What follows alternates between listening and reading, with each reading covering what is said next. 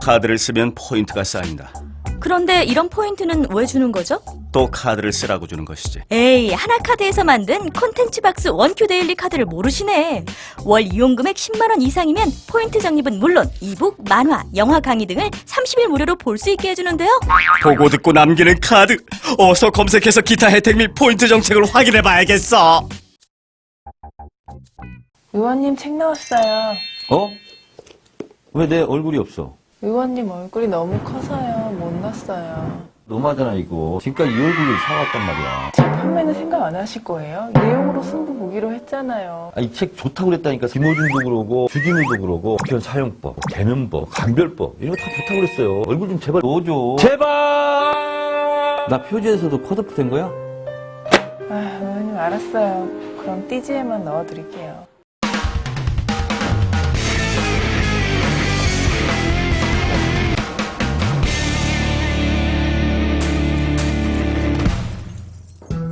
안녕하세요. 김호준의 파파이 제 114회 시작하겠습니다.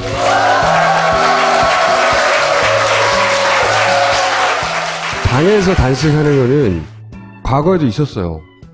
정세균 현 국회의장도 당대표 시절에 방에서 했어요.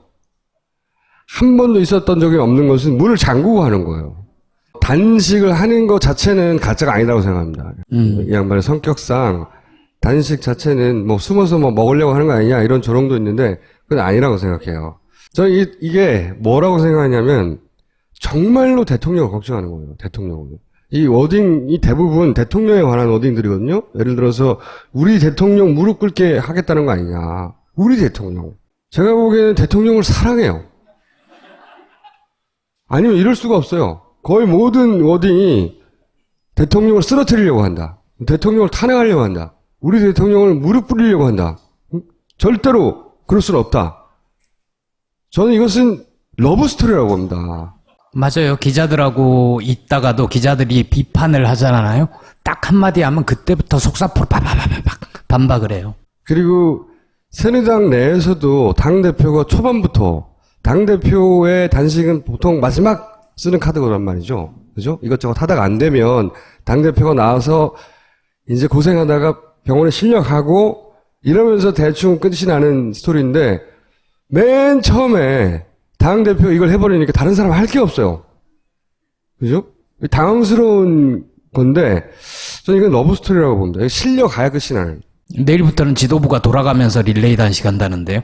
하지만 이 분은 계속 하는 거 아니에요. 쓰러질 때까지. 오늘 정의당 논평이 재밌었죠. 언제 끝날까? 우리 대통령께서 한마디 해주면, 고생했다, 이제 그만해라. 그러면 그때는 끝낼 거다. 그리고 저는 이정현 대표의 행동이 사실은 현 정권의 친박계에 우리가 이해할 수 없는 행태를 모조리 상징적으로 보여주는 퍼포먼스라고 생각해요. 이제 상품들을 받기 시작했어요. 사실 안경에 별 욕심 없는 사람이 있는데 공짜라고 하는 순간 눈이 돌아갔다. 그래서 이분이 안경을 받아가지고 안경을 찍어서 보냈어요. 이걸 받았다고. 굉장히 고급스럽다고. 네. 감사하다고. 자, 그 다음에 역상동 쌀고기집. 이분 역시 가가지고 굉장히 깔끔하고 세련됐다. 동영상 보냈습니다.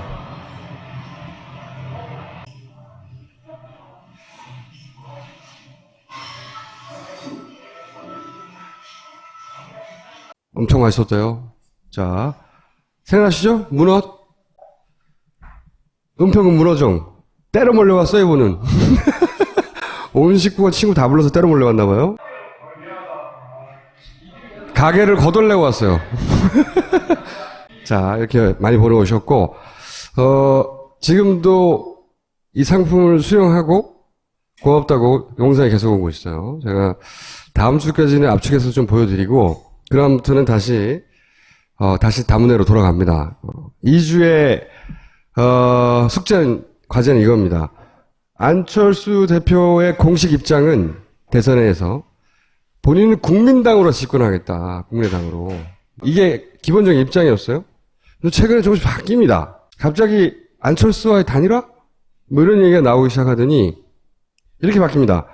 제3지대에서 경선을 할 수 있다.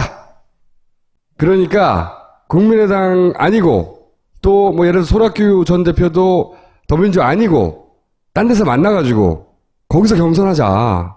이런 방안에 대해서 수용 의사를 밝혔어요. 이 판이 바뀌기 시작하는 거죠. 문재인 빼고. 그래도 뭔가 틀을 만들어야 될걸요? 그러면 당을 하나 만드나? 임시정당, 가설정당으로 제3지대당 뭐 이런 식으로? 그럴 수도 있을 것 같고요. 그거 없이는 경선이 허용이 안 될 거예요. 그렇죠. 선관위에서 공식적으로 인정할 수가 없죠. 예. 정당이 아니기 때문에. 그럼 아무나 우리 경선했다 그러고 나올 수도 있잖아요.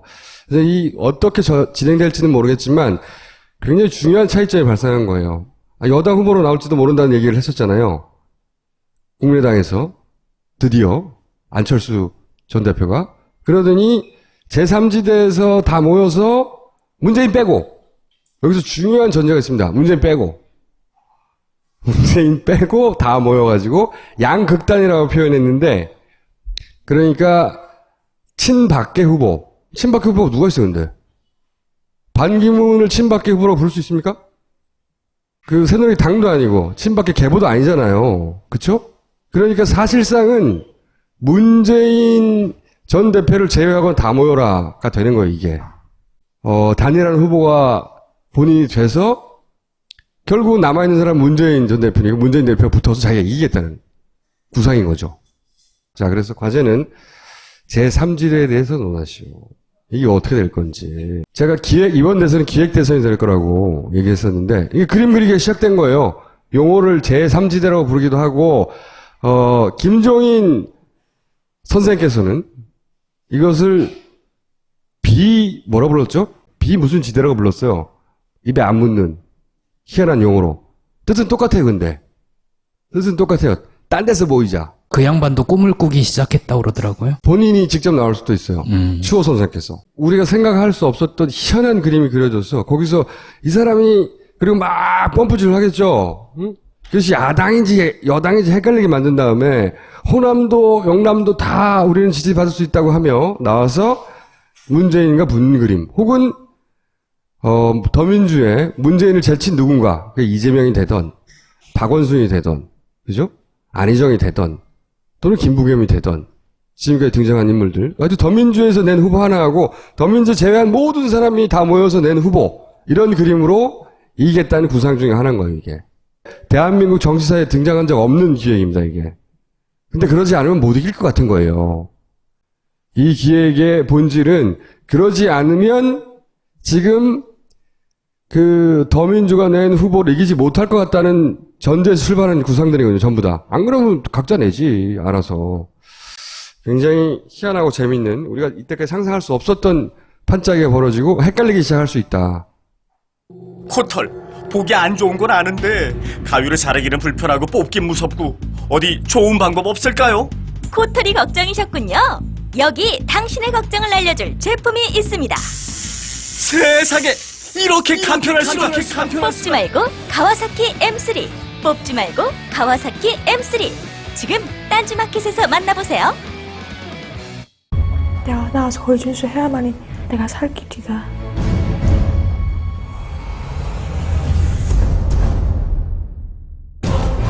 얘기 좀 합시다. 있긴 있는데 녹화가 안 된다. 오프식이라고. 간첩 조작 사건이 발생했는데. 몰라요. 나하고는 관계 없는 일이고. 왜 이 사진을 제출을 안 했을까요? 북한에 있지 않은 결정적인 증거가 될 수 있으니까.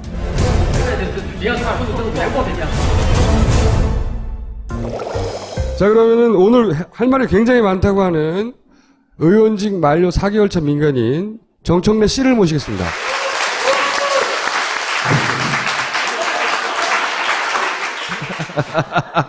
본인의 책 나왔어요. 예판 중인데 예판만으로 거의 1000권이 팔렸어요. 며칠 안 됐는데 예판이 얼마나 팔리는지 잘 모르시겠지만 1000권은 우리나라 1급 작가들 있잖아요. 그런 분들이나 도달하는 숫자지 1000권은 정치인은 본인 직접 사는 거 외에는 방법이 없는 숫자인데 1000권에 거의 도달했다. 네, 여러분 안녕하십니까. 이 시대의 참 전문인 정청래입니다. 이 사진은 왜 보내시는 겁니까, 이거? 베개용으로 부모님들한테 선물하라고. 내가 이걸 딱 실험을 했어요. 272페이지인데 이거를 5권을 딱 묶어서 자로 재보니까 8.5cm인데 이것이 가장 숙면을 취할 수 있는 높이가 인체공학적으로 네, 의원님 다음 얘기하세요. 8.5cm. 이건 뭡니까? 그냥 빈둥빈둥 놀 수가 없어서 배추 키우고 있어요, 이렇게. 천포기. 아, 백남기 선생, 이게 사망진단서죠. 네. 백남기 선생 사고 나고 서울대병원 제일 먼저 갔거든요. 근데 백도라지를 거기서 처음 봤어요. 당시만 해도 국회의원이었어요. 예, 예. 안행이. 딱 그러니까 경찰과 관련된 일은 본인이 달려가 되게 맞기도 하거니와. 예. 그죠? 그래서 계속 다니면서 이제 얼굴 알고 이제 인사도 하고 그랬는데 출판사에 갔더니 그 양반이 앉아있던 거야. 출판사에 갔더니 그 앉아있는 거야, 백도라지가. 깜짝 놀랐어요. 그랬더니 이 출판사 직원이라고, 그리고 제가 의원님 책 제가 담당 편집자라고. 묘한 인연이에요. 예. 백남기 선생은 이제 중환자실에 계속 있는데 백도라지 씨가 계속 제 책 작업을 했어요. 병실에 가서도 하고. 그래서 방금 전에 어머니 만나고 왔는데 딸이 계속 이 책을 싸갖고 와가지고 편집도 하고 막 이렇게 했다는 거예요. 그래서 이제 둘이 책을 이제 열심히 제작을 했어요. 하고 다 끝내고 광고 제작까지 했어요. 둘이 이렇게 음성 파일, 이따 파파이스 나올 건데. 이 라디오용으로 음성 파일 광고를 만들었는데 거기에 백도라 씨가 출연을 해요. 또. 파파이스를 해서 영상도 만들었거든요. 아, 그래요? 그래서 뒷모습 나와서 고개 흔들고 있는 게 백도라지예요. 그 음성도. 그래서 저희가 이제 그러면서 아버지 얘기도 계속 했을 거 아니에요. 그리고 그 광고 제작하고 나서 그 다음날 돌아가셨어요. 이걸 저한테 주더라고요, 백도라지가. 의원님 이게 말이 됩니까? 병사. 네. 네. 세 가지밖에 없어요. 사망의 종류는 병으로, 아니면 외부의 요인으로, 아니면 불상일 경우. 모른다. 제가 봐도 너무 이상한 거예요. 그래서 이걸 제가 찍어서 페이스북에 올리고 나오자마자 오마이 인터뷰를 했어요. 그래서 이 얘기를 했더니 기자들이 막 몰려들더라고요. 그러더니 요게 알려진 게 의원님 때문인 거예요. 그러니까. 그래서 결국 이제 JTBC 뉴스 보도까지 이거를 이제 다 나갔어요. 근데 사망 진단서를 쓴 사람이 레지던트입니다. 제가 이름도 알고 있어요. 근데 레지던트가 쓰면 안 되는 겁니다, 이게. 주치의가 써야 되는 거예요. 주치의는 부담스러워서 에이전트를 시켰을 수도 있어요. 그렇습니다. 그럴 거라고 저는 강력하게 추론을 하는데, 결국은 이렇게 병사로 몰고 간 것과 부검 소동을 벌이고 있는 것과 저는 밀접한 연관성이 있다라고 저는 주장하는 거예요. 왜 이렇게 쓰면 안 되는 겁니까? 외인사를 쓰잖아요. 네. 그러면 대한민국 최고의 서울대 병원에서 이거는 공권력에 의한 살인이다라고 사망 진단서를 입증시켜주는 거거든요. 그렇죠. 그래서 일단 논란거리를 만드는 거예요, 지금. 그리고 제가 이제 며칠간 의료 공부를 한 걸 제가 말씀드리면, 네. 급성 경막하 출혈, 저기 보이죠? 네. 저거는 외인이 아니고 그냥 지병으로도 생길 수 있는 거예요. 요 자체는. 요 자체는. 네. 그래서 저것이 외상성 출혈과는 관계가 없는 겁니다. 출혈이 생겼다는 거죠, 그냥. 그렇죠. 네. 그리고 급성 신부전은요, 사전 사인이 사망진단서에 사인으로 나오는 게 맞는 겁니다. 그러니까 물대포를 맞고 쓰러졌잖아요. 그 이후에 급성 신분전도 생기는 거고 급성 경막하 출혈도 되는 거예요. 그렇죠. 요 자체는 원인을 알 수 없는 거죠. 그렇죠. 그래서 처음에 갔을 때 서울대병원 첫 번째 소견이 뭐냐면 외상성 출혈이거든요. 명백하게. 그러니까 외상에 의해서 출혈했다는 거거든요. 그리고 처음에 여러분 기억나세요? 수술도 못할 지경이다. 그렇죠. 그런데 그 백도라지 딸에 의하면 아버지가 워낙 건강한 거래요. 워낙 건강하고 강골이라서 수술이 가능했다라고 서울대병원에서도 처음부터 얘기를 했어요. 그러면 급성 신부전, 급성 경막 출혈 이거는요, 사인하고 아무 관계가 없는 거예요. 실제 애초의 원인과는. 그렇습니다. 최후에 나타난 거죠. 그렇죠. 그러니까 법의학계에서는 사전 사인을 사망 진단의 원인으로 꼽습니다. 그것이 아닌 경우는 웃긴 거예요, 이건. 그러니까 제가 만약 교통사고가 났어요. 교통사고 사고 원인인 거죠. 한 달 사망 정도 병원에 있다가 네. 그렇게 되면 그 첫 번째 원인이 되는 거죠. 외인사가 되는 거죠. 그렇죠. 근데 지금은 병원에 오래 계시다가 신장이 나빠지고 그런 걸 지금 원인으로 써놓은 거 아니에요? 그렇습니다.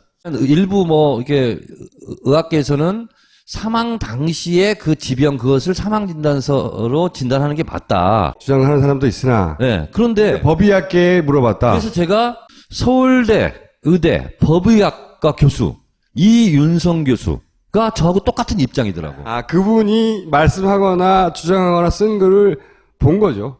영국에서 사후에 제가 확인해 봤더니 교수님도 똑같은 결론을. 그 서울대 법의학과 그 이 교수님이 저의 주장을 밑받침해 주더라고. 저희 한겨레에도 의사 출신 기자가 있거든요. 의료 네. 전문 기자가 있는데 그 양반인 얘기를 들어보면 의사들이 스스로 2015년에 만든 게 있대요. 진단서 등 작성 교부 지침 아하. 이런 거를. 거기에 사망 종류를 쓰면서 사망 원인이 질병인 경우에도 사망의 종류가 외인사 또는 타살일 수 있음을 주의하라. 주의하라. 네, 이런 표현이 있고 예를 들어놨대요. 교통사고 손상의 합병증으로 사망한 경우 병사를 선택하는 것은 적절치 않다. 그렇지. 이윤성 교수가 인터뷰를 했더라고요. 어떤 기자하고 실토하시네, 이제. 외인사로 그 쓰는 게 맞다. 그렇죠. 아무리 양보를 하더라도 세 번째 항목 기타 및 불상으로 쓰는 게 맞다. 그렇죠. 병사로 쓰는 것은 이건 말도 안 되는 거다. 말도 안 돼요, 상식적으로. 근데 이렇게 썼단 말이에요. 그리고 그분이 이렇게 얘기해. 마지막에 기자가 이거 실명을 밝혀도 되겠습니까? 그랬더니 그 의사 선생님이 뭐라고 했냐면 법학과 교수가 나도 정치 성향은 있다. 정치 성향이 있다. 그러나 이것은 정치 성향과는 배제하고 성향을 배제하고 나는 전문성으로 말하는 거다. 평생 해왔던 거에 비추어서. 그렇습니다. 그랬고 그 교수가 또 주장을 해요. 부검은 필요 없다. 왜냐? 이건 명백한 거다. 그리고 백남기 농민의 두개골도 골절이 돼 있었고 물대포 맞고 다 왔는데 이건 그냥 쭉 그 병상 기록만 보면 되지. 이걸 가지고 뭘 부검을 하느냐. 부검이라는 것은 원래 피해자, 유가족들이 신청하는 겁니다. 박종철 열사 고문치사 사건 때 탁 치니까 억하고 죽었다. 이거 말이 안 된다. 그래서 가족들이 부검을 의뢰한 거예요. 그리고 그때 법의학자 이름은 기억이 안 나는데 검시를 딱 해보니까 이거는 그게 아니고 외상인 것 같다. 라고 그것이 폭로되면서 유월항쟁까지 간 거거든요. 그리고 고문에 의한 치사 사건으로 가는 거거든요. 그래서 부검은 원래 피해자들이 신청하는 건데. 그렇죠. 경찰의 발표를 믿을 수 없고. 그렇죠. 진짜 원인을 밝혀보자. 이건데 결과가 명백한데 거꾸로 경찰의 부검을 가족은 안 해도 된다는데. 자, 부검은 이럴 경우에 합니다. 가족 동의가 있으면 법원의 영장 없이 그냥 바로 부검에 들어갑니다. 근데 유가족들이 동의하지 않는다. 근데 검찰에서는 명확한 사인을 밝혀야 된다. 그럴 때는 영장을 청구하고 법원의 판단에 맡겨보자 이런 거거든요. 그렇죠. 그런데 이 부검 영장 신청에 대해서 벌써 기각 한번 했잖아요. 했는데 그 사유를 제가 말하려고. 아, 기각 사유? 기각 사유. 사유가 굉장히 명확하죠. 자, 제가 읽겠습니다. 이 당직 판사가, 담당 판사가 자료를 보강해라 하면서 돌려보내는 겁니다. 그 사유를 4가지로 들었어요. 첫째, 국가수가 굳이 부검 주체여야 하는지를 자료를 제출해라. 두 번째, 부검 의료진의 내역을 내라. 누가 제출해라. 부검할 건지. 누가 할 건지. 세 번째, 이게 중요합니다. 왜 굳이 부검을 해야 하느냐? 물대포로 인한 뇌출혈을 부인하느냐? 제3의 요인에 의한 것이라는 것이냐? 명확하게 따졌네요. 명확해요. 명확해. 없다는 거예요. 네 번째, 부검 과정 및 결과에 대한 공정성, 객관성, 투명성을 보장할 방안을 제시하라. 가족, 의료진의 참여 방안을 마련하라. 근데 가족들은 참여하지 않게 했다고 그래. 반대해. 어떻게 참여해? 그러니까 이 자료를 보강할 수가 없는 거야. 근데 지금 또 막 그 백도로지한테 지금 왔는데 그 카톡이 들어왔는데 내일 오전 11시에 얘기를 하겠다는 거예요. 재신청을? 재신청을 네. 하겠다고 해서 여기 파파이스 오기 전에 그 갔다 왔거든요. 그래서 네. 그 가족들 만나고 했더니 파파이스 나와서 뭘 얘기해 줄까? 그랬더니 이런 얘기 다 하고 언제 시신 탈취를 할지 모르겠다. 그리고 탈취를. 몸싸움이 벌어질 수도 있다. 그래서 죄송하지만 서울대병원 장례식장에 사람들이 좀 있었으면 좋겠다. 그걸 좀 죄송하지만 부탁한다. 언제 닥칠지 모른다는 거예요. 그래서 지금 서울대병원 그 장례식장에 사람들이 또 많이 모여 있어요. 영장 신청을 또 하고 만약에 영장이 떨어지면 몸싸움 하면서 막 싸우고 의도가 그거예요. 그리고서 법 집행을 방해하는 집단. 공무집행 방해. 우리는 부검을 해서 정확한 사인을 밝히려고 하는데 정확한 사인을 모르겠다. 물대포에 의한 사망이 아닐 수 있다. 이거 억지 주장을 하려고 지금 이렇게 가고 있는 것 같아요. 저한테도 이제 온 연락 중에 하나가 뭐냐면 백남기 선생의 아버님이 경찰 공무원 출신이에요. 경찰. 정상적인 국가에서는 상상할 수 없는 일이에요, 사실. 인간이 아니야. 왜 이렇게까지 하는지. 근데 저는 무슨 생각이 드냐면, 경찰이 이렇게 하고 싶다고 이렇게까지 할 수 있나요? 말도 안 되는 짓을? 오케이 하니까 하는 겁니다. 오케이 하니까. 가족들이 반대하면 할 이유가 없어요, 부검을. 굳이 막 시신탈취 시도까지 막 하면서 부검을 하려고 하는 이유는 이게 물 대포의 살인이 아니다라는 것을 강변하려고 논란으로 만드는 거거든요. 아니, 저는 다 양보해서 다 절차를 지켰다고 쳐요. 다 절차를 지켰어도 사람이 사망했으면, 그러니까 경찰이 절차를 지키면 사람이 죽어도 돼요? 아니잖아. 그쵸? 그때는 그냥 한 사람이 인간으로 와서 사과할 수 있는 거예요. 그러면 잔인한 정도가 상상을 초월한다, 사실. 이게 과거의 군사 정권들도, 야, 인간적으로 그럴 수 있어? 하는 선을 못 넘었던 부분이 있거든요. 야, 그 사람이 그러면 안 되지. 이걸 못 넘는 거야. 응? 그 여론을 의식해서. 여기는 그걸 전혀 의식하지 않아요. 네. 그 경찰청장이 기자들하고 만나서 뭐라고 그랬냐면 사과할 생각 없냐고 하니까 명확하게 사인이 밝혀지면 경찰의 잘못이 밝혀지면 사과하겠다고 했거든요. 명확하게 경찰의 잘못이 드러나면 그건 사과해야 되는 게 아니라 형사처벌해야 되는 거예요. 자, 그러면 오늘은 여기까지 하시고 아니, 끝났습니까? 그다음 또 있어. 채널A가요, 요즘 이상해졌어요. 이런 걸 막 보도해요. 우리가 먼저 했죠. 우리가 먼저 하고 나니까 따라서 한 거죠. 아, 그래요? 한겨레가 카드 뉴스를 쫙쫙 이정현은 이정현으로 반박된다 해가지고 2년 전에 이정현 대표가 국회 대정부 질의 과정 속에서 한 얘기입니다. 그때 누가 단식을 했었나 봐요. 내가 했나 그때? 2년 전이면? 맞나? 하여튼 누가 단식을 하니까 이렇게 얘기한 거예요. 그래서 제가 트위터를 올렸습니다. 이정현은 지금 자아 비판 중. 본인이 2년 후에 단식할 것을 미리 자아 비판을 해놨어. 아니, 의원님, 근데, 단식, 선배로서. 네. 한번 방문하셔야 되는 거 아니에요? 아니, 사람들이 나한테 그래서 트위터, 쪽지, 페이스북으로 내가 단식 선배가 단식 후배에게 충고를 했거든요. 네, 뭐라고 좀. 웬만큼 해서는 안 알아준다. 오래 해야 사람이 주목한다. 근데 그런 욕심을 챙기면 안 된다. 건강이 제일 중요하다. 그래서 건강에 문제가 생기면 안 된다. 그래서 건강상 문제가 생길 것 같으면 당장 그만둬라. 그게 충고를 했어요. 그랬더니 아니 단식 선배로서 지지 격려 방문 오래 하라고 막 해야 되는 거 아니에요? 뭐 이렇게 왔어요. 생각해보고 있어요. 김영삼 전 대통령이 단식에 관해서 명언을 남겼어요. 한나라당 최병열 대표가 단식할 때 찾아가가지고 무슨 말을 할까 기자들이 다 몰려왔어요. 그랬더니 김영삼 전 대통령이 굶으면 죽는다. 졸리면 잠 온다 이런 얘기거든요. 거의. 김영삼 전 대통령만 할 수 있는 멘트라고 봅니다. 그렇습니다. 네. 정치인들의 단식에 대해서 제가 쭉 오늘 공부를 해봤어요. 했는데 최장 기록은 난지 알았거든. 불행하게 아니더라고. 17대 민주노동당 비례대표 국회의원이었던 현혜자 의원. 현혜자 의원이 27일간 했대요. 그게 정치인으로서는 최장기간. 그런데 사진 하나만 더 보여주시겠어요? 또 있어요? 야, 성경책을 일부러 크게 찍히려고 설정샷을 하지 않았나?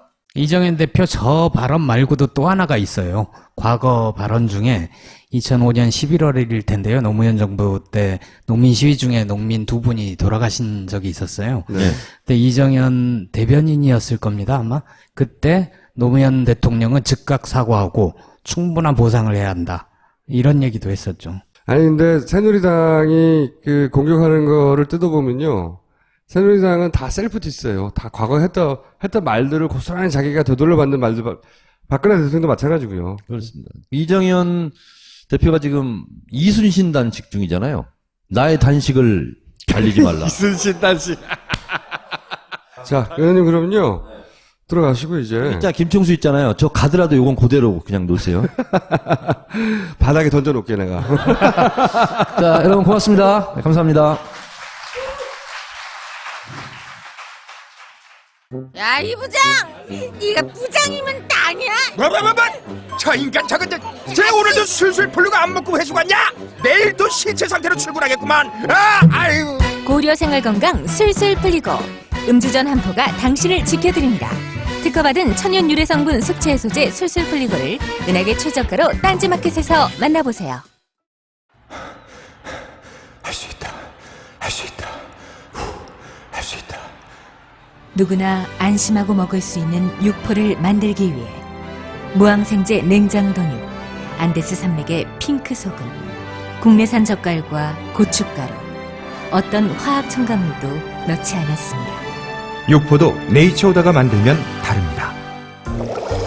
자, 그러면 진짜 전문가를 저희가 이번 법률적인 측면에서 따져보기 위해서 이정열 전 판사님을 모시겠습니다.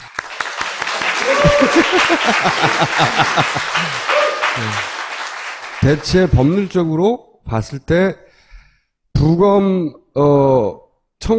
부검 영장을 청구할 만한 사안이 되는지. 예, 요거 215조. 215조. 예, 지금 이제 수사기관에서 부검을 하려고 하는 겁니다. 그런데 부검이라는 게 법정 용어는 아니고요. 부자가 이제 해부할 때 부자입니다. 그리고 검이 이제 그것을 통해서 어떤 그 증거를 수집하거나 뭐 눈으로 보거나 만지거나 냄새를 맡거나 해서 사람의 어떤 그 감각을 통해서 증거를 수집하는 행위인데 이걸 검증이라고 합니다. 해부해서 검증한다는 뜻에서 부검인 겁니다. 법률 용어로는 뭐라고 합니까? 검증이라고 하죠. 아, 그냥 부검이라고 안 하고 예. 검증이라고. 그래서 여기 140조에 보시면 검증을 할 때 할 수 있는 처분들이 있습니다. 행위가 신체 검사, 신체 검사, 사체 해부. 예, 요기에 해당하는 겁니다. 네. 이 중에서 요구이. 예, 그렇죠. 사체 해부가 들어가는 겁니다. 검증에. 그래서 엄밀하게 말하면 부검 영장이라고 안 하고 검증 영장이라고 합니다. 아하. 예, 그래서 1항은 이제 검사가 하는 경우고 네. 2항은 사법경찰관이 하는 경우인데 큰 차이는 없어요. 네.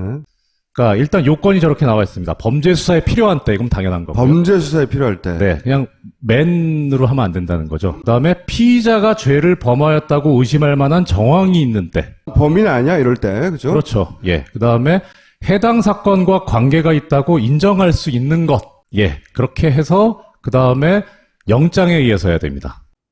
다만 이제 경찰이 할 때 차이는 당연히 영장 청구권은 검사한테 있으니까 경찰은 검사한테 신청하고 그래서 검사가 청구를 해야 돼요. 유가족이 예를 들어서 검사한테 네. 경찰이 범인입니다. 네. 밝혀주세요. 이것은 네. 경찰에 의해서 지금은 너무나 명백하지만 경찰에 의해서 사망한 것이 맞는데 아니라고 하니 네.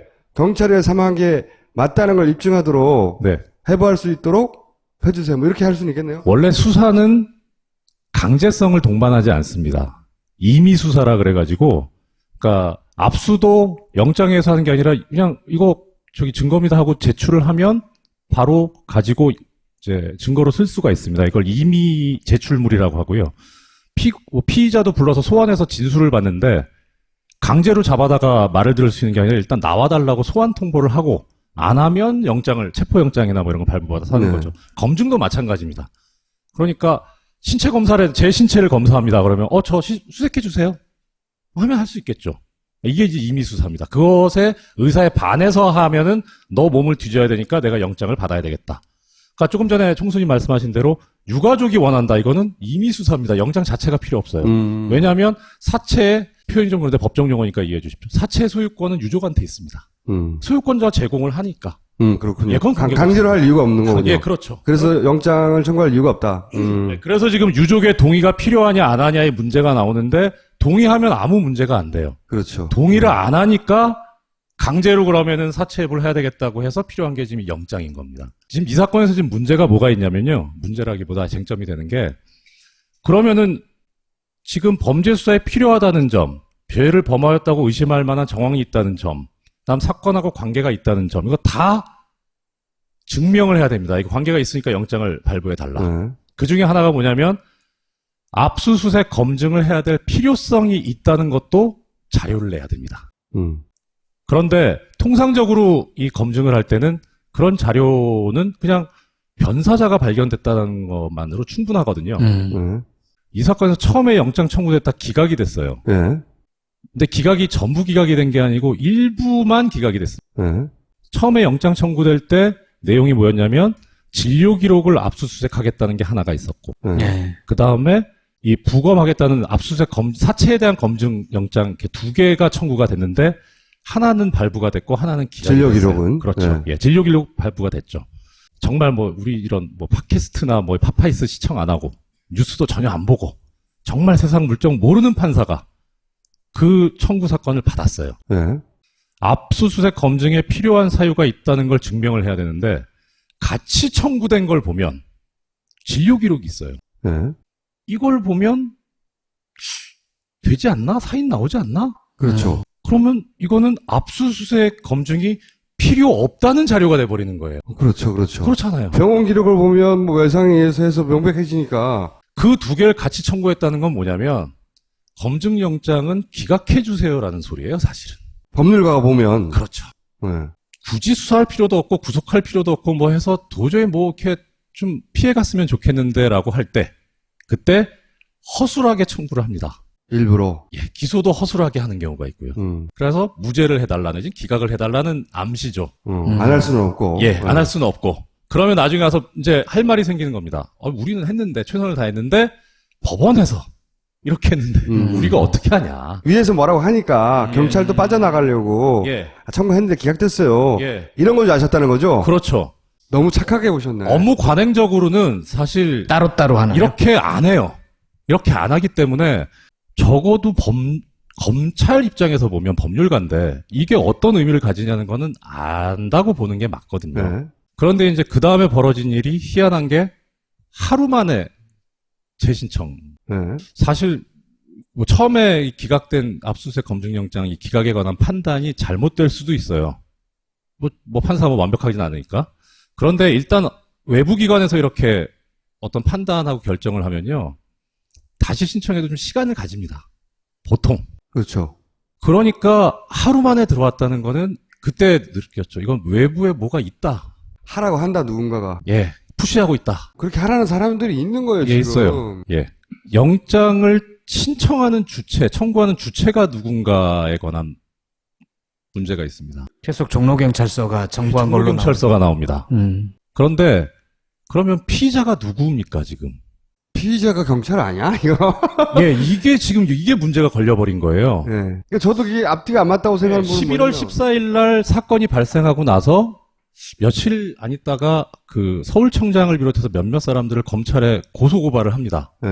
고소고발을 하면 바로 입건이 되게 돼 있어요. 법적으로. 수사 개시가 됩니다. 근데 검찰에 고소고발을 했기 때문에 수사의 주체는 경찰이 아니고 검찰입니다. 그래야 맞습니다. 네. 그런데 종로경찰서는 왜 튀어나오느냐? 업무 처리상 뭐 예를 들어서 검찰 같은 경우에는 이제 쉽게 말하면 뭐 손발이 없어요. 현장에서 뛸 수 있는 인력이 별로 없기 때문에 주로 검찰이 담당하는 사건은 뭐 경제사범이라든가 뇌물이라든가 뭐 이런 것처럼 책상에 앉아서 이렇게 서류 봐가지고 해결할 수 있는. 근데 현장을 뛰어야 되는 거는 경찰한테 먼저 수사 지휘를 합니다. 먼저 1차적으로 경찰에서 수사를 해서 검찰에 다시 송치를 하라. 이렇게 수사 지휘를 합니다. 첫째는 그럴 가능성이 있어요. 근데 이상한 게 고소고발의 대상이 경찰인데 경찰한테 야 니네가 수사해라 수사 지휘를 했다. 경찰이 지금 수사를 받아야 될 대상인데 자기들이 지금 이걸 청구하고 있어요. 범인 보고 니네가 수사해라 한 거예요 지금. 그러네. 두 번째 가능성은 피의자가 경찰이 아닌 경우가 있을 수 있죠. 지금은 근데 피의자가 경찰이 맞잖아요. 우리가 보기엔 그렇죠. 그렇죠. 자기네들은 아니라고 그러죠. 예. 그쪽에서 보기에는 병이야. 피의자가 병. 예, 질병. 병일 수도 있고 질병. 빨간 우비가 회자됐던 적이 있습니다. 빨간 우비. 예전에 새누리당 의원 중에 한 명이 그런 의혹을 제기를 했었죠. 아, 야. 그 사람을 보고 있다면 경찰이 영장 청구하는 게 맞습니다. 아, 진짜 우리가 상상할 수 없는 지금 꼼수가 벌어지고 있을 수도 있겠네. 경찰이 범행을 저질렀다는 거에 액센트를 주고 있는 게 아니라 제3자의 행위에 액센트. 그러니까 범인을 따로 하나 만들고 있다. 그러면 이게 사실은폐 하려고 하는 게 아니야. 둘 중에 하나인데 요런 가능성도 전혀 생각이 못 했는데 생각해봐야 되네요. 기각된 검증 영장에 네. 보면은 뭘 보강하라 이런 표현이 있잖아요. 그게 실제로 아유 됐으니까 더 내지 마 이런 정도로 읽히는지 아니면 이거 정도만 보강하면 진짜로 우리가 내줄게. 뭐 그걸 먼저 말씀드릴게요. 1차 영장 청구됐을 때 기각한 판사가 누군지 저는 잘은 모르겠어요. 뭐 당직 판사라는 보도가 나오는데 원칙적으로 당직 판사가 합니다. 그런데 재청구됐을 때는 부장 판사가 합니다. 그렇게 지금 이제 영장 전담 판사가 지금 예, 담당하게 됐어요. 성창호 부장이 하고 있는데 원래 재판이라는 거는 대립되는 사람들이 있고 양쪽의 말을 들어보는 게 재판이잖아요. 근데 이 영장은 재판이 아니에요. 대립되는 당사자가 없습니다. 그러니까 검찰이나 경찰에서 청구된 걸 보고 이게 맞냐 틀려 결정만 하면 돼요. 예. 보충하라고 하는 거는 원래는 하지 않습니다. 이례적입니다. 그냥 결정만 하지. 예. 만약에 보충한다는 소리는 뭡니까? 부족하다는 거잖아요. 기각하면 됩니다. 근데 왜 보충을 하느냐가 이제 그거죠.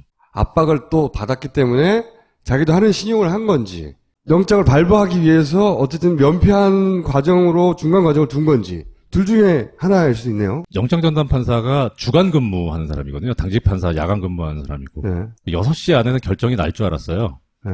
그래서 오늘 여기 나오기 전까지만 해도 났어야 되는데. 예, 그러니까 나서 왜 났는지, 그러니까 뭐 왜 발부가 됐는지, 왜 기각이 됐는지를 설명드리면 되겠다라고 생각을 했는데 아직 안 났더라고요. 그래서 그냥 제 개인적인 견해만 말씀을 드리겠습니다. 부장님 질문 주신 거에 대해서. 보정이라고 합니다. 법률적 관행적으로는 이제 뭐 보충 이렇게 예, 뭐 보충해서 바로 잡으라는 뜻입니다. 한자 표현으로. 보정 명령이 난 게 뭐가 났냐면 부검을 하려고 하는, 검증을 하려고 하는 주된 이유를 대라. 그렇죠. 왜 필요한지. 직접적인 인과관계를 밝히려고 하는 거냐, 아니면 제3자의 외부적인 힘이 있어서 한 거를 밝히려고 하는 거냐. 그러니까 아까 제가 말씀드린 피의자가 누구냐 이거 밝히라는 겁니다. 경찰에 물대포에서 맞아준 게 아니라는 거야? 이런 건데. 그렇죠. 그러니까 뭘 보려고 하는 거냐. 그다음 두 번째는 유족이나 피해자 측의 입장을 어떻게 반영할 것인지를 밝혀라. 네. 그다음에 부검을 진행했을 때 공정성을 어떻게 확보할 것이냐를 밝혀라. 이 세 가지를 얘기했습니다. 공정성이라는 단어에 되게 저는 눈길이 가더라고요. 야, 이거 공정하게 할 수 있는지 밝혀라. 이거 뭡니까? 나도 이게 불공정하다고 생각해입니다. 그러면은 판사 머릿속에 벌써 이건 불공정하다. 페어하지 않다라고 생각하고 있는 겁니다. 또 하나는 유족의 입장을 어떻게 반영할 것이냐. 벌써 이 사람이 불공정하다라고 생각하고 있다면 유족이 여기에 동의하지 않는다는 걸 알고 있는 겁니다. 어떻게 반영하겠습니까? 자, 그러면은 거기서 답을 검찰 입장에서 유족이 지정하는 뭐 권위 있는 의사 선생하고 유족 중에 뭐 한두 분을 부검에 참여시키겠습니다. 이런 정도 들어갈까요? 근데 부검 자체에 동의를 안 하는데요. 그렇죠. 그렇게 답을 한다고 하더라도 참여 안 할 거라는 걸 알기 때문에 이 질문 자체가 너희한테 내가 그냥 기각은 못 하겠고 기회는 준다. 근데 이렇게 기회를 줬는데 왜 못하니? 그래서 기각한다. 저는 그렇게 읽겠습니다. 면피용으로. 영장 전담 판사나 당직 판사에게 압력이 가해지는 경우가 있습니까? 예전에 보면 노무현 변호사 구속영장 내라고 막 돌아다니면서 압력 넣고 그런 적도 있었잖아요. 중앙지방법원의 영장전담 판사라고 하면은 현재 지금 이 시기에 대한민국의 구속영장이나 이런 압수수색 영장의 일종의 최고본이죠? 텍스트입니다. 아하. 함부로 하지도 않고. 예. 그러니까 본인도 상당히 조심스럽고 그런 사람들을 뽑고, 그러니까 그야말로, 그러니까 이렇게 표현드리면 저 같은 사람 못합니다. 뭐 압력을 받는다는 사실은 이런 분들한테는 안 통할 가능성이 높은데 이 정권에서 하도 희한한 일이 많이 벌어지니까요. 그러니까요. 그렇죠. 아니 이게 정상적인 정권에서는 이런 일 자체가 벌어지지 않잖아요. 맞아요. 이거를 왜 장관도 내버려두고 청와대도 내버려둡니까? 그렇게 하라고 하니까 하는 거예요. 저는 사망진단서도 뭔가 힘이 좀 작용하지 않았을까? 저도 그게 레지던트가 작성했다는 자체가 걸리는 게 주치의가 아니라 이 정도 큰 사건에서 뭔가 부담스러웠던 것 같아요. 본인도 추정이지만 병사에 체크하는 것이 부담스러웠거나 그러니 그냥 잘 모르는 어른 친구 시켜서 하는 게 아닐까 싶은데, 왜냐면 이게 거기 체크하면 논란이 될 거라는 걸 의사 입장에서 모를 리가 없잖아요. 사법연수원 있을 때 진단서 보는 방법에 대해서 좀 배웠었거든요. 네. 그러니까 아까 그 진단서 보시면 직접 사인이 있고 중간 선행 사인이 있고 선행 사인이 있습니다. 근데 우리가 이제 보통 많이 보는 거는 그거죠. 직접 사인을 많이 봅니다. 예, 그러니까 직접적으로 어떤 것이 사망의 원인이 되었는가. 근데 예전에, 그러니까 제가 교육받을 때는 어떻게 받았냐면 직접 사인의 심정지, 심폐정지 이렇게 쓴 진단서는 절대로 믿지 마라. 믿지 마라. 예. 왜냐면 심폐정지가 죽었다는 소리거든요. 죽은 사람 다 심폐정지예요. 네, 다 정지예요. 그럼 진단일 수가 없는 거죠. 예. 그러니까 그렇게 진단서를 쓰는 거를 지양하자라고 하는 게 20년 전에 나온 얘기인데. 그래서 의사들도 말이 안 된다고 하는 사람들이 있어요. 그리고 네. 병사 외인사에 있어서 그렇게 쓴 것도 정말 드라이하게 그냥 좋게 말하면 중립적이고 뭐 제대로 표현하면 책임 회피한 거 아닌가. 외부의 압력이 없었다는 걸 전제로 한다면 그런 생각이 들더라고요. 혹시 요 사안에서 또 다른 각도에서 요즘은 이렇지 않을까 생각해 보신 거 있어요? 박근혜 대통령이 지금 이제 2인자를 안 키우는, 그러니까 후기 차기가 있어야 되는데 그 차기를 후계자를 키우는 업무에 있어서 너무 방치하고 있는 거 아니냐. 역설적으로 본인이 계속 하려고 하는 거 아니냐. 신선한 소설이네요. 예. 그래서 이 압수수색 검증영장에 있어서 왜 이렇게 하루 만에 하는가, 집착을 하는가라는 것이 지금 눈에 보이지 않습니까? 만약에 검증영장이 집행이 된다고 하면 당연히 물리적 충돌이 일어날 겁니다. 그럼 이제 그게 소위 저쪽 사람들이 얘기하기 좋아하는 사회 혼란이죠. 그리고 또 하나는 뭐 어제 오늘 사이에 이제 성과연봉제 공공노조 파업, 오늘 공공노조 파업도 다룹니다. 예, 파업이 일어나고 있고요. 그러니까 지금 그 판사님 생각은 나라를 온통 혼란을 만든 다음에 그렇죠. 네. 게다가 지금 고인께는 좀 외람된 말씀이지만 저쪽 견해임을 전제로 말씀드리자면 이분이 뭘 하다가 돌아가셨냐.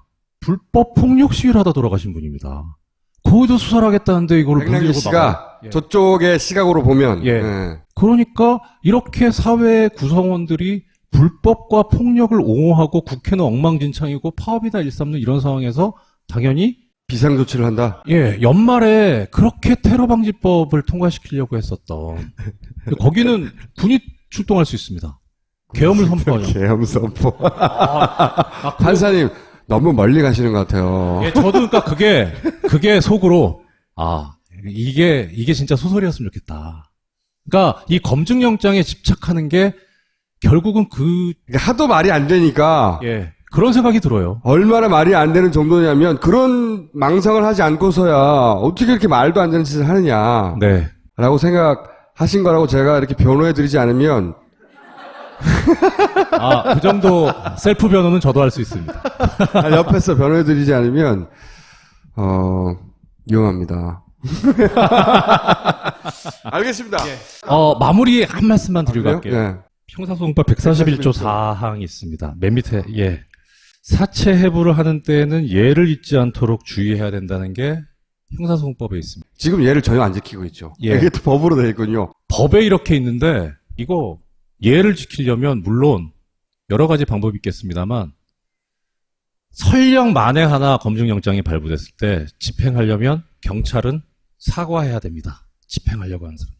그게 예를 갖춘 행위고 적법한 행위라는 제 생각에 들어서 낼 것 같은데 이렇게 다 사람들 가족들도 예, 그 말씀 마지막으로 드리겠습니다. 알겠습니다. 감사합니다.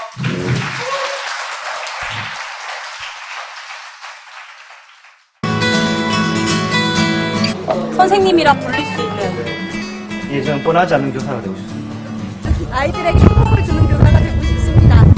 행복해 보이지 않나요? 복도에서 장난치는 교사가 되고 싶습니다. 아이들과 함께 배우는 교사가 되고 싶어요. 지학교 신입생을 모집합니다.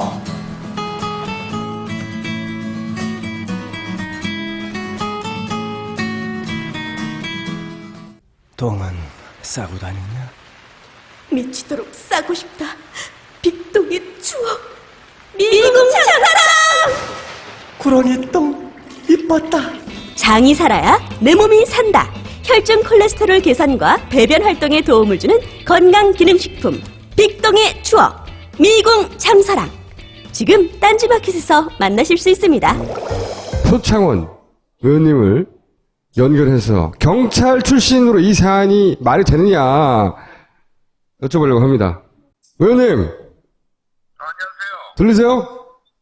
예, 잘 들려요. 잠깐만요. 저희가 지금 굉장히 열악한 시스템이기 때문에요. 아니, 좀, 뭐, 공중파 라디오도 진출했는데 좀 돈 좀 쓰시죠? 그런 기계. 경찰 출신이지 않습니까? 경찰 출신.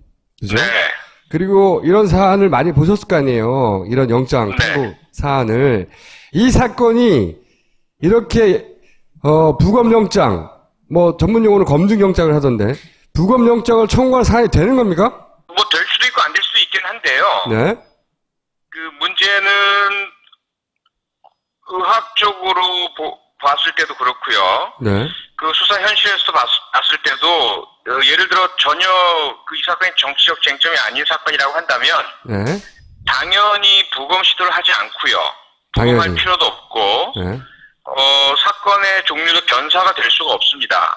그렇죠. 경찰이 변사라고 했죠. 네. 네네. 너무나 사인이 명백한 그 사망이시기 때문에 네. 이걸 변사라고 하는 것 자체가 잘못된 것이죠. 뭐 어떨 때 변사라고 합니까? 사망의 원인이 명확하지 않을 때가 변사인데요. 네. 대부분 그 갑자기 발견된 시신, 네. 등산로, 산책로라든지 또는 강이라든지 이런 곳에서요. 변사체 발견 이렇게 해야 될 때. 그 변사체. 그렇죠. 되게 그렇게 네. 기사가 나죠. 네. 혹은 그 뭐 자살로 의심되지만 아니라는 주장도 있고 뭐 이런 경우들이죠. 네. 그 타사 혐의점이 있는지를 봐야 한다든지. 네. 그리고 그 국립과학수사연구원에서 공개한 논문 자료에도요. 네. 현재 대한민국에서 발생한 변사 중에도 부검이 실시된 사례는 20%에 불과합니다. 변사 자체도. 네. 예. 이미 사인이 불명확한 죽음이라고 경찰이 인정을 해서 변사 사건으로 네. 내사를 한 경우에도 실제 부검한 사례는 20%에 불과하다는 거죠. 그러니까 경찰은 자꾸 신해철 씨 사례를 얘기하는데요. 신해철 씨? 네, 병원에서 입원하다가 사망한 사례로서 들 수 있는 유일한 최근 사례죠. 아, 예. 그런데 그 경우는 의료사고의 가능성에 대한 논쟁과 분쟁이 있는 사건이잖아요. 그렇죠. 그렇기 때문에 당연히 부검을 해야 되는 것이고요. 예. 그리고 이제 백남기 선생님 같은 경우는 그런 의료사고 가능성은 전혀 보고 있지는 않는 것이거든요. 그렇죠. 그래서 전혀 그 시각이 다르고 상황이 다르고 사망의 원인과 종류가 다른데 경찰에서는 억지로 신해철 씨 사건과 유사성을 강조하면서 부검 필요성을 이야기하고 있습니다. 제 이제 주장이기도 하고 의심인데 경찰이 이렇게까지 하는 건 주무장관이나 청와대로부터의 허락을 받지 않고는 혹은 주무장관이 반대하거나 청와대가 반대하는데도 경찰이 이렇게 할 수 있습니까? 이거 역시 할 수도 있고 안 할 수도 있고요. 이게 왜냐하면 기억하시겠지만 2005년에 그 농민 사망 사건 발생했을 때요. 네. 그때는 이제 거꾸로였죠. 노무현 대통령께서는 대국민 사과를 하셨는데 아하. 경찰에서는 끝까지 사과를 거부하고요. 아하. 뭐 법적으로 완전히 밝혀지기 전까지는 책임을 인정할 수 없다 이런 태도를 유지했었거든요. 네. 그리고 당시 허준영 경찰청장도 사퇴를 거부하다가 결국은 이제 사퇴를 하는 상황이었고요. 그때 아예 사퇴를 했죠, 근데. 네. 네, 그때의 경찰의 태도는 오히려 청와대나 상부에서의 그 사과나 사퇴 요구를 거부하고 아하. 경찰의 어떤 그 위상 권위, 이미지 이런 것들을 더 중요시 여겼었던 상태였죠. 근데 그때하고는 또 시대 상황이 다른 게 그때는 상황이 많이 다르죠. 경찰- 상황이 많이 다르기 때문에 경찰뿐만 아니라 검찰도 대통령을 무시했어요. 사실은 그랬었죠. 자율성을 많이 부여했죠. 근데 그렇죠. 지금 현 정권에서는 상명하복의 어떤 이 정권의 특성상 이게 과연 대통령이 하지 말라는데 주무장관이 하지 말라는데 경찰이 이렇게 할 수 있다고 보세요? 하지 말라면 도저히 못하죠. 도저히 못하고요. 그리고 정황상으로도 당시 지난해 11월 14일 날 아침에 이미 아침 10시에 가포 비상령이 발령이 됐거든요. 경찰에서요. 네. 그리고 그 전에 관련 부처 장관 회의에서도 뭐 불법 집회 엄정 단속 이러한 말들이 쏟아져 나오고 있던 상황이라서 이미 그런 정권 차원에서의 강경 진압에 대한 요구가 경찰에 전달된 사항으로 보여집니다. 그리고 백남기 선생님이 쓰러지신 뒤에 청와대나 총리 또 법무부 장관, 새누리당 의원들 모두 한 목소리로 뭐 폭력 행위자 색출 강경 처벌하라 이런 얘기들이 쏟아져 나오던 상황이었거든요.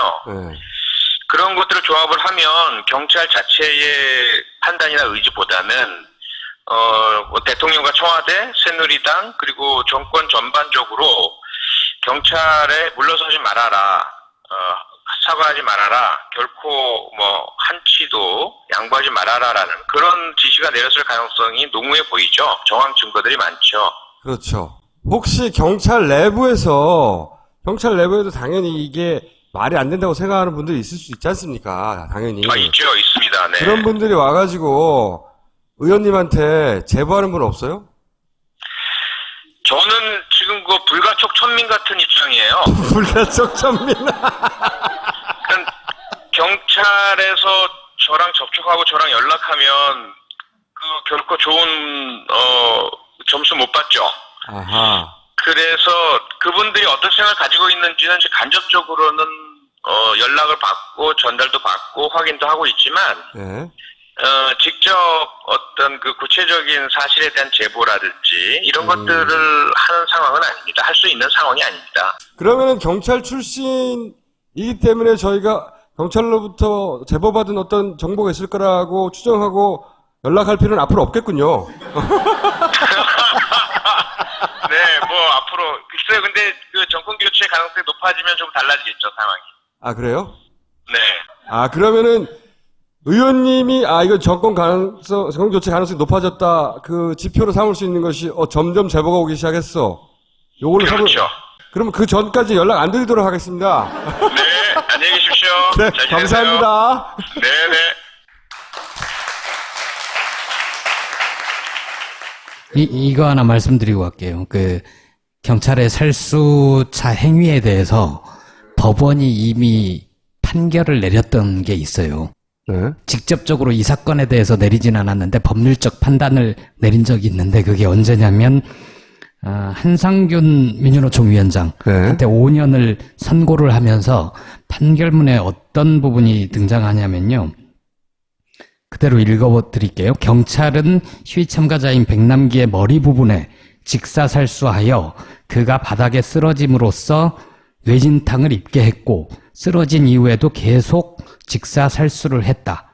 이렇게 지적을 하면서 경찰의 이 부분 시위 진압 행위는 의도적인 것이든 조작 실수에 의한 것이든 위법하다. 엄마! 가글 했는데 입에서 뭐가 나왔어! 그거 올리덴탈 체크 가글이라 그런겨. 지금 쓰고 있는 가글 사용 후 확인해 보셨나요? 무색소, 무알콜, 무계면 활성제의 올리덴탈 체크 가글은 쉽게 나온 입안의 이물질을 눈으로 확인할 수 있습니다. 딴지마켓에서 판매 중입니다. 우리는 생각했습니다. 실외는 가까운 곳에 있다고. 우리가 파는 것은 음료 몇 잔일지 모르지만 거기에 담겨있는 것이 정직함이라면 세상은 보다 건강해질 것입니다. 그래서 아낌없이 담았습니다. 평산네이처 아로니아 친. 지금 딴지마켓에서 구입하십시오. 진짜 민정수석을 했던 분을 모시겠습니다. 전해천 의원을 모시겠습니다.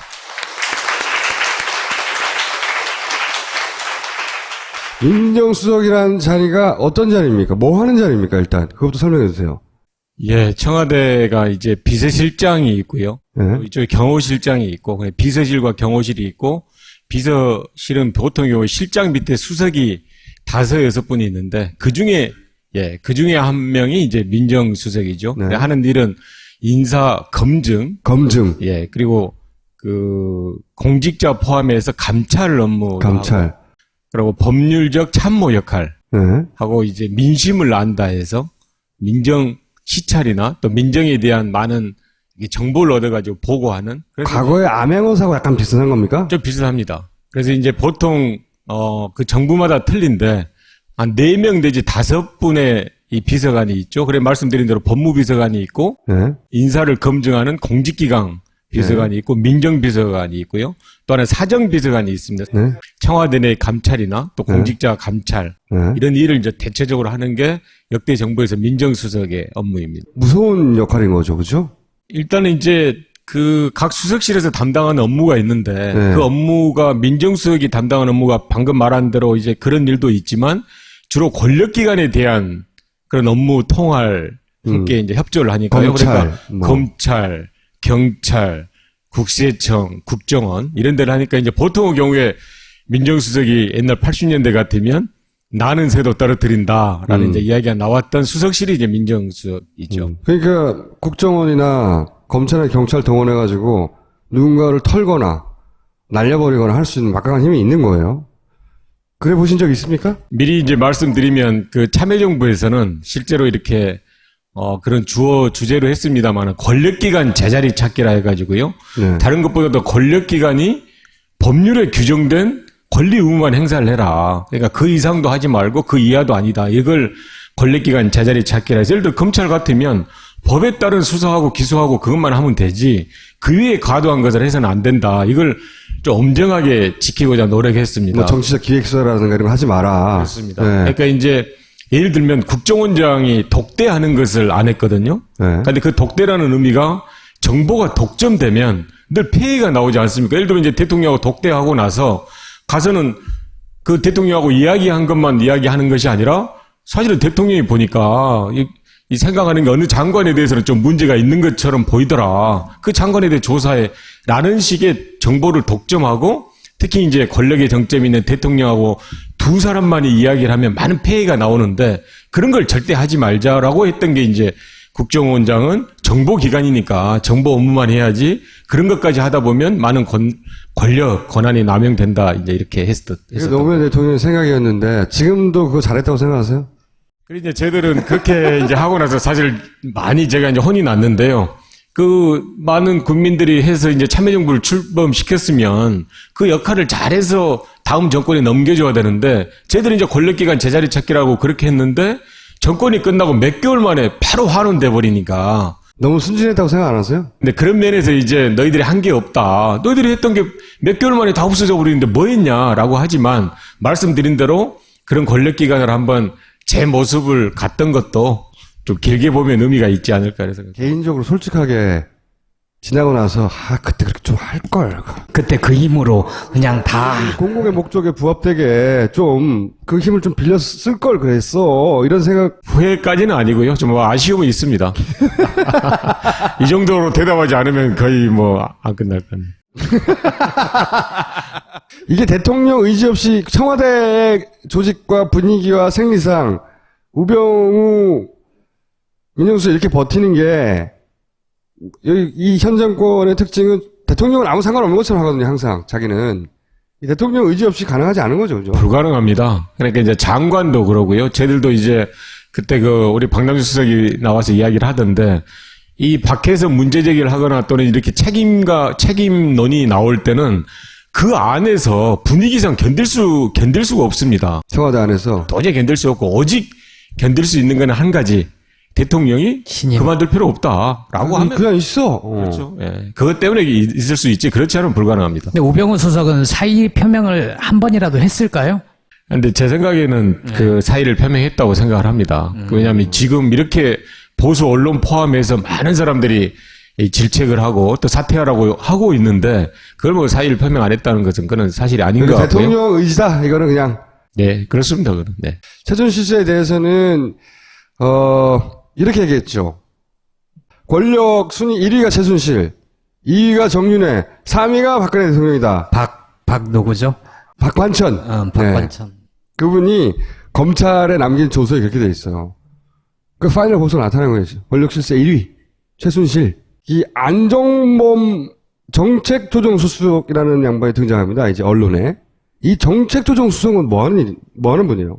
경제수석도 있고 뭐 사회수석도 있고 민정수석도 있는데 그런 정책을 그 영어 그대로 조절하는 겁니다. 가운데서. 그렇습니다. 그런데 이제 그렇게 생각하면 고유한 업무가 없는 것 같지만 실제로 이제 정책은 굉장히 많죠. 그게 경제에 대한 건지 아니면 좀 사회정책에 대한 서로 충돌할 때 조절한다. 그렇죠. 예, 그런 의미이기 때문에 사실은 업무 자체는 굉장히 포괄적이고 경제나 이 전반적인 민정 외의 수석 업무로서는 굉장히 중대하고 중요하다. 그 안에서는 사실 역할이 굉장히 넓다, 폭넓다. 왜냐하면 이제 청와대 일이라는 게 부처의 모든 일을 할 수는 없잖아요. 주요한 몇 개 일을 하는데 그 주요한 몇 개 일을 하는 게 청와대 힘이기도 하고 또 국정이 더 중요한 일인데 정책조정 같은 경우가 주요한 몇 개 정도를 딱 쥐고 할 수가 있어서 예를 들어 환경부하고 경제부처가 싸운다. 개발을 해야 돼. 환경 파괴다. 그러면 경제부처 이번엔 개발해야 돼. 밀어준다든가. 이걸 이 사람이 결정한다는 거죠. 그러니까 환경부 일은 어차피 환경부 장관이 하니까 그걸 뭐 청와대가 굳이 나서서 다 할 필요는 없는 거지 않습니까? 문제는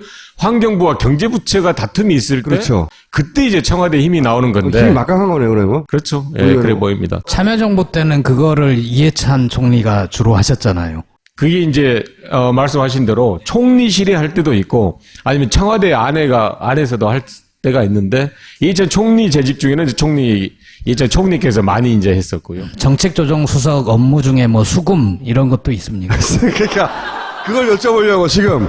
그러면 정책조정수석이 뭘 하는지를 몰랐을 때는 모르겠는데 이렇게 이 일은 되고 안 되고를 결정하는 사람이면 그런 그 재벌들의 이해관계하고 밀접한 일을 많이 결정할 수 있겠네요. 그러니까 이제 청와대라는 게 힘이 꼭 내가 내일 오늘 내일의 현안을 다 해결해 줄게라고 해서 힘이 생기는 게 아니고요. 늘 잠재적인 힘이 있는 거잖아요. 특히 기업을 한 데 있어서 무슨 일을 할 때 청와대가 뭐 적극 돕는다든지 아니면 방해를 한다든지 했을 때는 항상 그런 큰 영향이 있다는 걸 모두가 알고 있기 때문에 딱 현안이 없다 하더라도 그 청와대 힘이란 건 늘 있는 거고. 늘 있는 건데 게다가 그 이제 수석이 만약 그런 역할을 했다 할 때도 이제 어제 이제 국감장에서도 나오고 하는데 직접 전화하지 않았다. 그런 것들은 변명이 될 수가 없는 거죠. 직접 전화 안 해도. 굳이 직접 전화를 할 필요가 없고 그 명의를 이용해서 누군가 대리나 또는 밑에 있는 하급자나 아니면 거기 심부름하는 사람만 한다 하더라도 그 뜻만 전달이 되면 거기 그걸 전달받은 기업으로서는 도저히 이거는 피할 수가 없게 되는 거죠. 청와대의 힘이 그 재벌에 미치는 정도가 그 정도입니까? 저는 막강하다고 생각합니다. 막중하다고 생각을 합니다. 실제로. 청와대 수석이 움직여서 국내 30대 재벌로부터 800억대 모금을 하는 게 가능합니까? 그 정도 힘이 나옵니까? 그 특별감찰관실에서 내사했다고 그랬지 않습니까? 이런 일이 있다는 이야기를 듣고.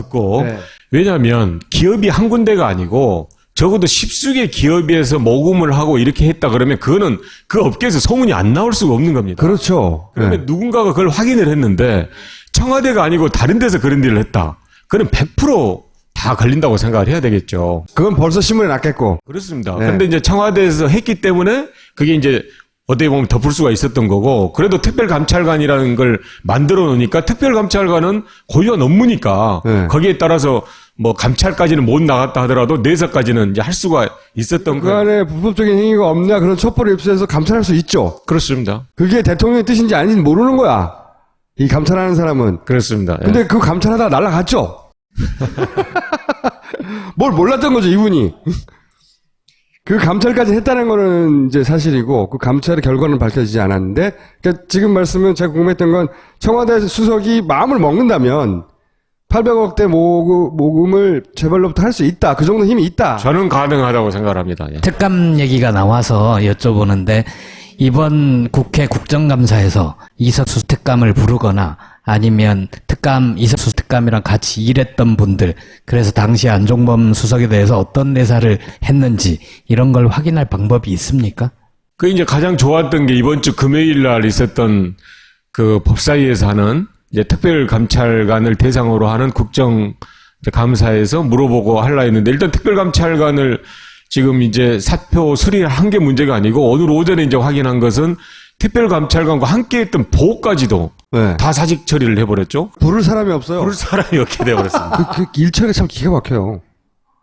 규정이 뭐가 되어 있든 간에 싹은 씨를 말려버려요, 그냥. 네, 맞습니다. 아까 그 좀 아쉬움이 없냐고 저한테 이제 질문하지 않았습니까? 그러니까 지금 하는 일 처리 보면 좀 아쉬움이 있습니다. 지금 보면 진짜로 확실하게 그런 걸 없애버리고 그러니까 뭐 언론에서 뭐라 한다든지 아니면 약간의 눈치를 봐야 된다 이런 것들은 전혀 없이 그냥 탁 아니다 싶으면 딱 정리해버린 걸 보면. 그러니까요. 그러니까 빌미를 주지 않아요. 다 없애버려, 그냥. 거기 법이 어떻게 돼 있든 누가 뭐라고 하든 어차피 KBS나 이런 언론도 자기를 욕하지 않으니까 다 없애버리는 거야. 그냥 싹싹 잘라가지고. 감찰관을 보냈으면 그 밑에 있던 사람도 있을 거 아니에요. 임기가 보장이 돼 있는데 그 사람들 다 잘랐어요. 부를 사람이 없어. 이때요, 거기 임시직. 임시직 일하시던 분들, 운전해주신 분들, 또 이걸 여쭤볼게요. 그 미르재단, K스포츠재단, 이 사건을 어떻게 보십니까? 어떻게 된 일이라고 보십니까? 전형적인 권력형 비리의 저는 딱 사례라고 생각을 합니다. 모든 요건을 다 갖췄어요? 대기업이 있고요. 네. 그리고 대통령의 측근이 있고, 네. 그리고 청와대 참모가 관련돼 있는 수석이 들어가 있고, 진짜 권력형 비리라는 것이 생기면 그런 조건들이 갖춰지면 이제 권력형 비리라고 구조적 비리라고 이야기를 하는데 완벽하게 갖췄다 일단. 그걸 이제 밝혀지는 것은 저는 점점 이렇게 충분히 가능하다고 생각합니다. 어제 노웅래 의원님이 이제 그 국정감사장에서 밝혔던, 그런 걸 밝히려고 그러면 일단은 모금에 응했던 기업이 내가 자발적으로 한 게 아니고 그건 어떤 강압이나 또는 무슨 지시나 이런 것들이 했다. 근데 그런 녹취가 나오는데도 청와대는 사실 무근이다 하잖아요. 그러니까 대단해요 정말. 그러잖아요. 누군데 데려와봐 그러잖아요. 그러니까 나올 리가 있나 그 사람이 자기 목숨이 달렸는데. 응? 대단해요. 그리고 정말. 이제 그 측근이 이제 보통 직접 하기 수도 있지만 측근의 대리인들이 이렇게 할 수 있지 않습니까? 그런데 측근의 대리인들이 한두 사람 나타나서 이야기를 하고 있는 거고, 네. 또 청와대 참모가 했다는 것은 이제 현재까지는 간접 증거지만 조금씩 나타나고 있는 걸 보면 저는 권력형 비리로서 이 모습, 제 모습이 밝혀질 거다 이렇게 생각을 하고 있습니다. 역대 모든 정권에서 이 정도 나오면 끝장났거든요. 그 다음부터 이제 쭉쭉쭉 정권은 당하고 계속해서 밀리고 그러면서 레임도 오고 그래서 정권 말기로 넘어가고 이런 모든 정권이 다 그랬는데 저는 박근혜 정권은 안 그럴 것 같아요. 딱 성격을 규정해버리잖아요. 그러니까요. 이거는 그냥 의혹이 있는 폭로다. 말도 안 되는 폭로다. 이걸 옛날 정윤회 문건 때도 그렇죠. 그랬거든요. 그 대통령 기록물 사건 때도 뭐 찌라시다. 뭐 이런 식으로 딱 규정을 해버리면 거기에 맞춰서 감찰기관이나 수사기관이나 다 이렇게 이제 짝짝짝짝짝 그렇게 정리해서 수사 결과도 그렇게 내주니까 근데 이제 언론도 그렇게 받아주고. 그래도 이 건은 아까 말씀드린 대로 몇 가지 요건을 다 갖추고 있어서 계속적인 이제 이 효연시기를 보세요. 저는 녹취록 나온 다음에 그래도 뭔가 여기 분위기 좀 바뀔 거라고 생각했는데 녹취록이 나왔는데 사실 무근이다. 그러면서 하나 떨어서 호연지기를 보라. 이 범죄적 호연지기를 보라. 대단하거든요. 이 정도면. 네, 말씀하신 대로 꼭 다음 정권까지 가면 뭐 당연히 밝혀질 거고요. 저는 이 정권 안에서도 상당 부분 진실이 밝혀지지 않을까라고 생각합니다. 밝혀지게 하는데 본인이 역할할 부분이 있습니까, 혹시? 저희들 국정감사에서 그런 아까 말씀드린 몇 가지 이제 직접은 아닌데 간접적인 또 그 사람의 문제나 이런 부분을 많이 하고 있고요. 하고 있어서 어제 또 많이 좀 밝히지 않았습니까? 의원님이 혹시 밝히기 없냐고요? 네, 저도 많은 노력을 하도록 하겠습니다. 없다는 얘기입니다. 그것도 여쭤봐야죠. 우병우 수석은 계속 가는 건지. 저는 그러지는 않다고 보고요. 수사가 종료되면 거치가 결정되지 않을까 생각합니다. 이런 전망들이 하나도 맞는 게 없어가지고. 이 정권은 다 항상 전망을 뛰어넘으니까요. 수사를 종료를 하지 않고 계속 시간 끌기 하잖아요. 그렇게 하기는 어렵지 않겠습니까? 일단 지금 그 검사장이 와서 특임으로 이렇게 하고 있어서 그건 어느 순간에 그런 마무리를 해야 되니까 어디 배정이 돼서 한다 그러면 그 수사는 계속 끌 수도 있지만 그러니까 이 수사가 마무리는 이제 돼야 될 것 같고요. 될 때쯤은 거치를 결정하지 않을까라고 생각을 합니다. 그렇게 희망을 하고 있습니다. 알겠습니다. 오늘 여기까지 하겠습니다. 감사합니다. 예, 고맙습니다. 먼저 PPL 체크각을 무에탄올, 무라트색소, 무계면활성제 이런 게 다 없답니다. 이런 게 다 없어야 입속 자극을 줄여준다. 그래서 입안이 진짜 건강해진다. 올리덴탈 체크각을 딴지마켓에서 팔고 있습니다. 다음이요? 평산네이처 아로니아진. 진. 딴지마켓 스테디셀러고요. 후기가 많답니다. 후기로 증명된 아로니아진. 폴란드산 아로니아를 저온에서 수분만 증발시켜서 농축한 진한 농축액이랍니다. 50ml 한 병으로 아침, 점심, 저녁에 물에 타 드시면 아주 좋고 좋고요. 내 몸에 좋은 습관, 평산네이처 아로니아진. 자세한 내용은 딴지마켓 상품 페이지를 참고하세요. 미궁 장사랑. 써봐서 알지. 제가, 이거는 평상시에 마켓에서 파는 물건들을 저한테 잘 줘요. 근데 제가 게을러서 안 써먹거든요. 근데 사장님이 이걸 꼭 주고 가시면서 고기를 먹는 사람은 이걸 꼭 먹어야 된다는 거예요. 그래서 호기심에 먹어봤어요. 호기심에. 차이가 있습니다. 제가 원래 장에 문제가 전혀 없는 사람인데, 그럼에도 불구하고 차이를 느끼는 건 뭐냐면, 아이들이 어깨동무를 하고 나와요. 저보고 그러시더라고. 이걸 먹으면 몸무게가 2kg 빠진다는 거예요. 걔네가 2kg나 돼? 건강한 아이들을 순산하고 있습니다. 자, 마지막. 지혜학교입니다. 중고 통합과정의 철학, 인문학 대안학교고요. 지혜학교가 새로 뽑나 봐요. 철학 공부는 두잉 필라소피 지향합니다. 자신의 궁금함을 실천을 통해서 답을 찾아 나가는 과정. 어렵네요. 사회 현상에 관심이 많으며 그들과 함께 하려고 합니다. 책을 읽고 싶어하는 청소년, 책을 통해 사색하기를 좋아하는 청소년, 자신의 방향을 스스로 선택하기를 바라는 청소년들은 지혜학교 문을 두드려 주세요. 마지막으로 다 아시죠?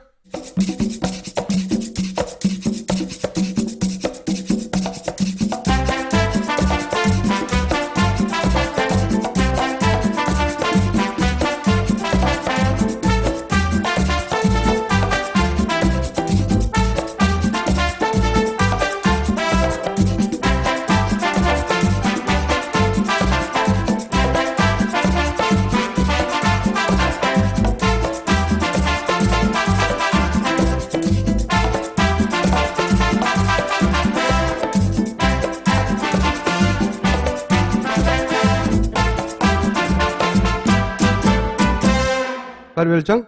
둥뚜루둥뚜루둥뚜루둥뚜루둥뚜루둥. 자, 다 아실 테고. 자, 그랜드 계집 동물행동 대표님 모시겠습니다. 권채은 대표님이 부상을 당하셨어요. 너무 많은 동물들이 안락사되고 있다. 숫자를 세보면 하루에 몇백만 원씩, 그죠? 네. 서울에서만 따져도 네. 하루에 몇백만 원씩 계속 죽어요. 그냥 계속. 우리가 보는 강아지들, 개들은 아무 이유 없이 죽는 거거든요. 멀쩡한데 그냥 죽어. 계속.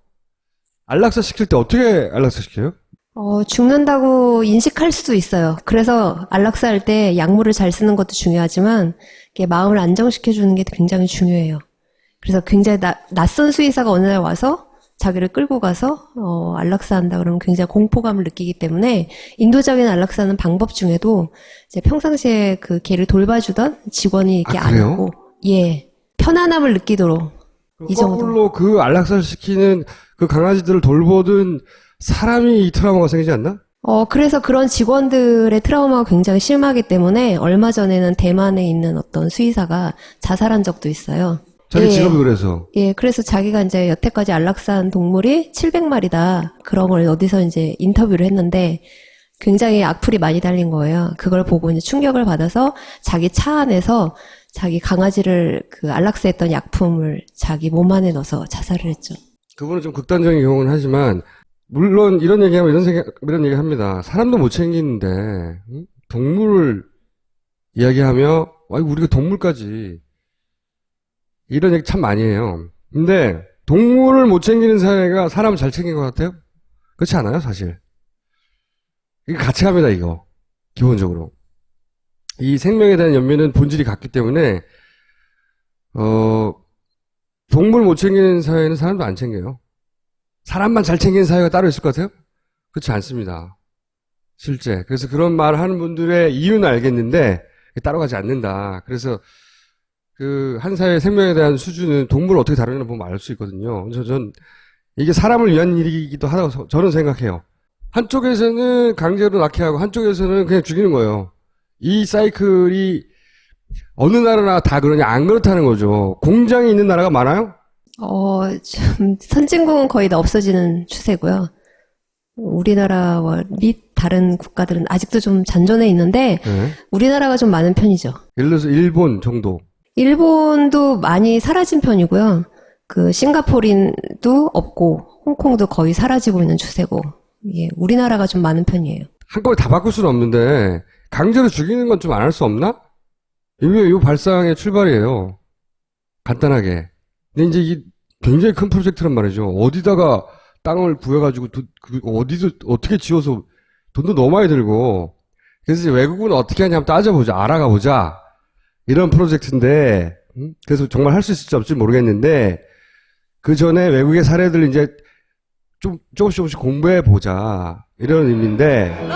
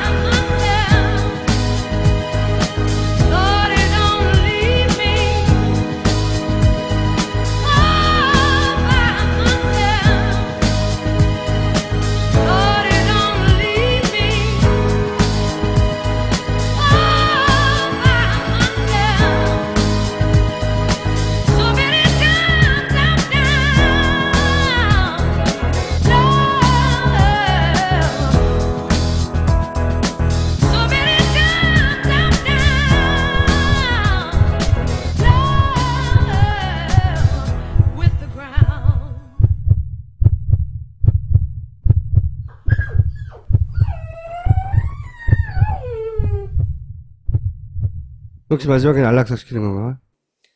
안락사 잘 시키면 다행이죠.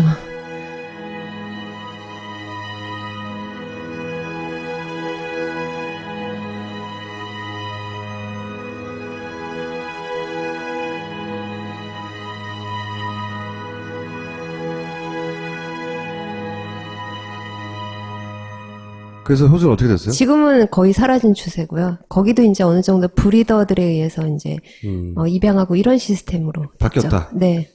그래서 작년 기준으로 한 해 이만큼입니까? 8만 마리? 예. 안락사 시키는데 이만큼 드는 거예요? 100억씩? 이제 뭐 보호하고 안락사하고 사체 처리하고 그런데 이제 총 100억 원 정도 들어가는 거고요. 그리고 한 해에 작년 기준으로는 16,000마리. 16,000, 네. 그러면 한 달에 한 1,000마리 이상. 예. 그러니까 하루에 100마리, 1,000마리 이상? 30마리. 그러면 한 시간에 한 마리 이상씩은 죽는다는 얘기죠. 서울시만 따져보면 2,000마리. 예. 그리고 안락사 시키는데 8억 원. 그런데 서울시의 반려동물 센터가, 운이자박 센터가 운영되는데 100마리만 소화할 수 있다. 예.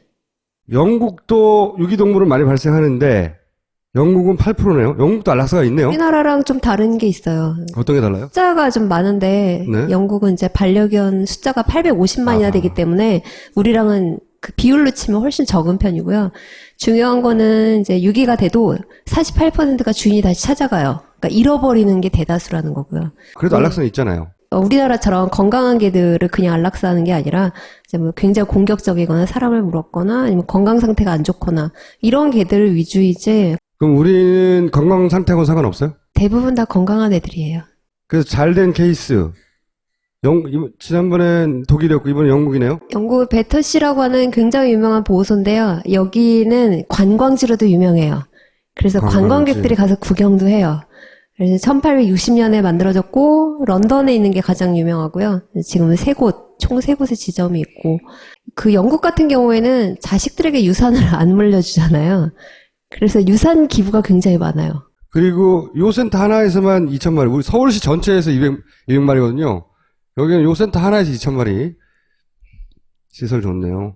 예, 보면 각 방마다 다 한 마리예요. 이거는 호텔이네요. 영국의 모든 보호소가 다 그래요. 그리고 이제 이 안에는 TV도 있어요.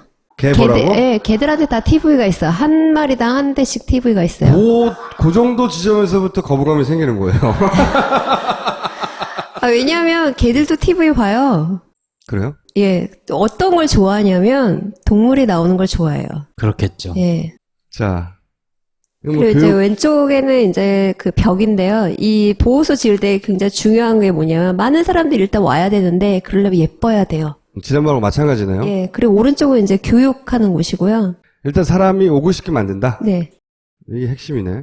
이걸 만들려면 엄청나게 많은 과정이 필요해. 생각해 보니까 예를 들어서 제가 보기에는 건축 사무소의 도움도 필요합니다. 일단 건축 사무소에서 이 사안을 보고 내가 한번 설계해보고 싶다 하는 사람의 도움이 필요해요.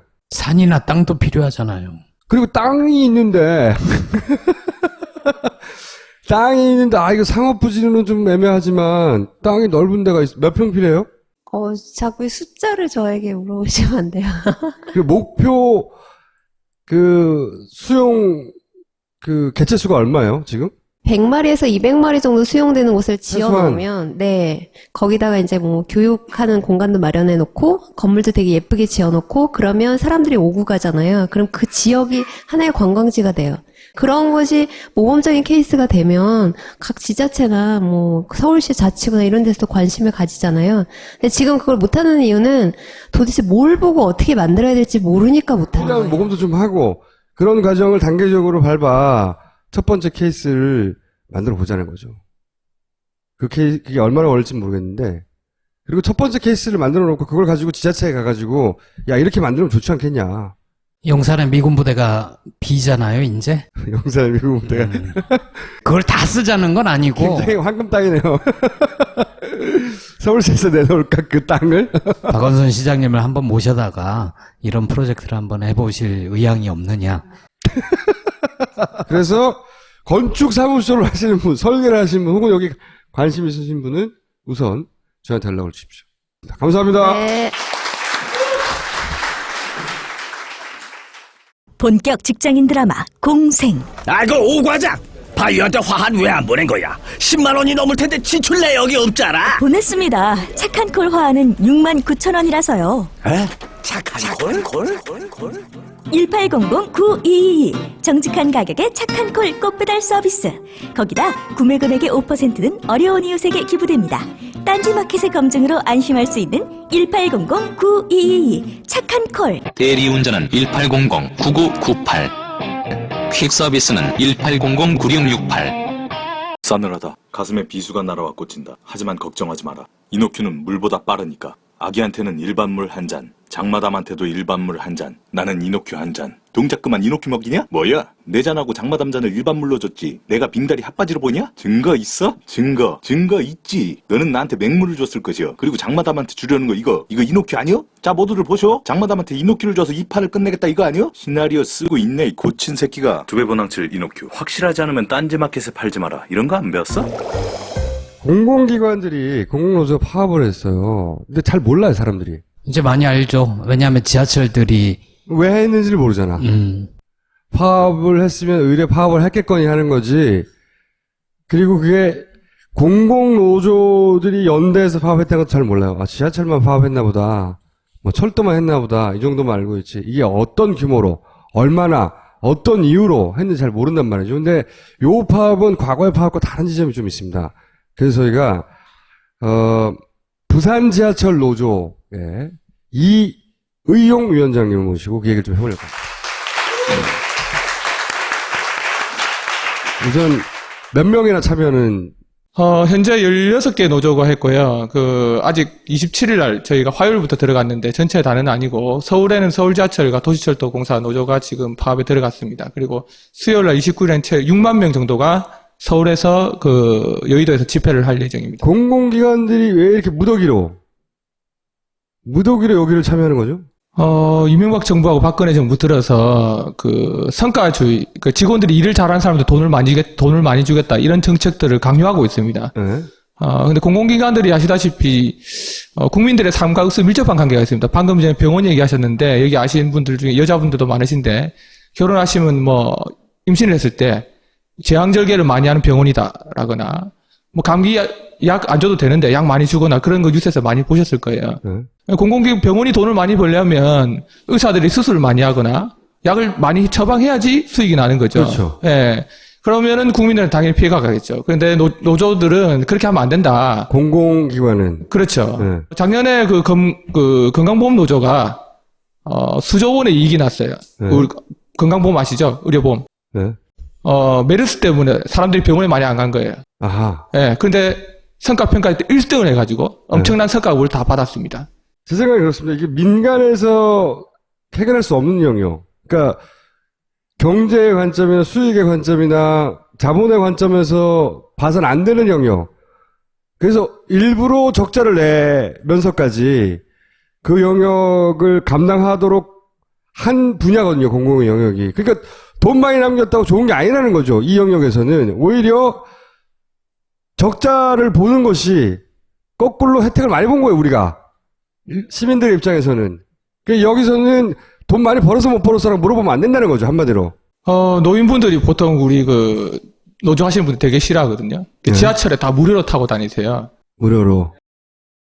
그러니까 정부가 말하는 성과주의에 일본은 돈을 많이 버는 거거든요. 기업의 성과는 일본이 돈을 많이 버는 거잖아요. 그럼 할아버지들 다 무료하는 거 없애야 되거든요. 그렇죠. 예. 근데 정부가 실제로 그 지원금을 주지를 않아요.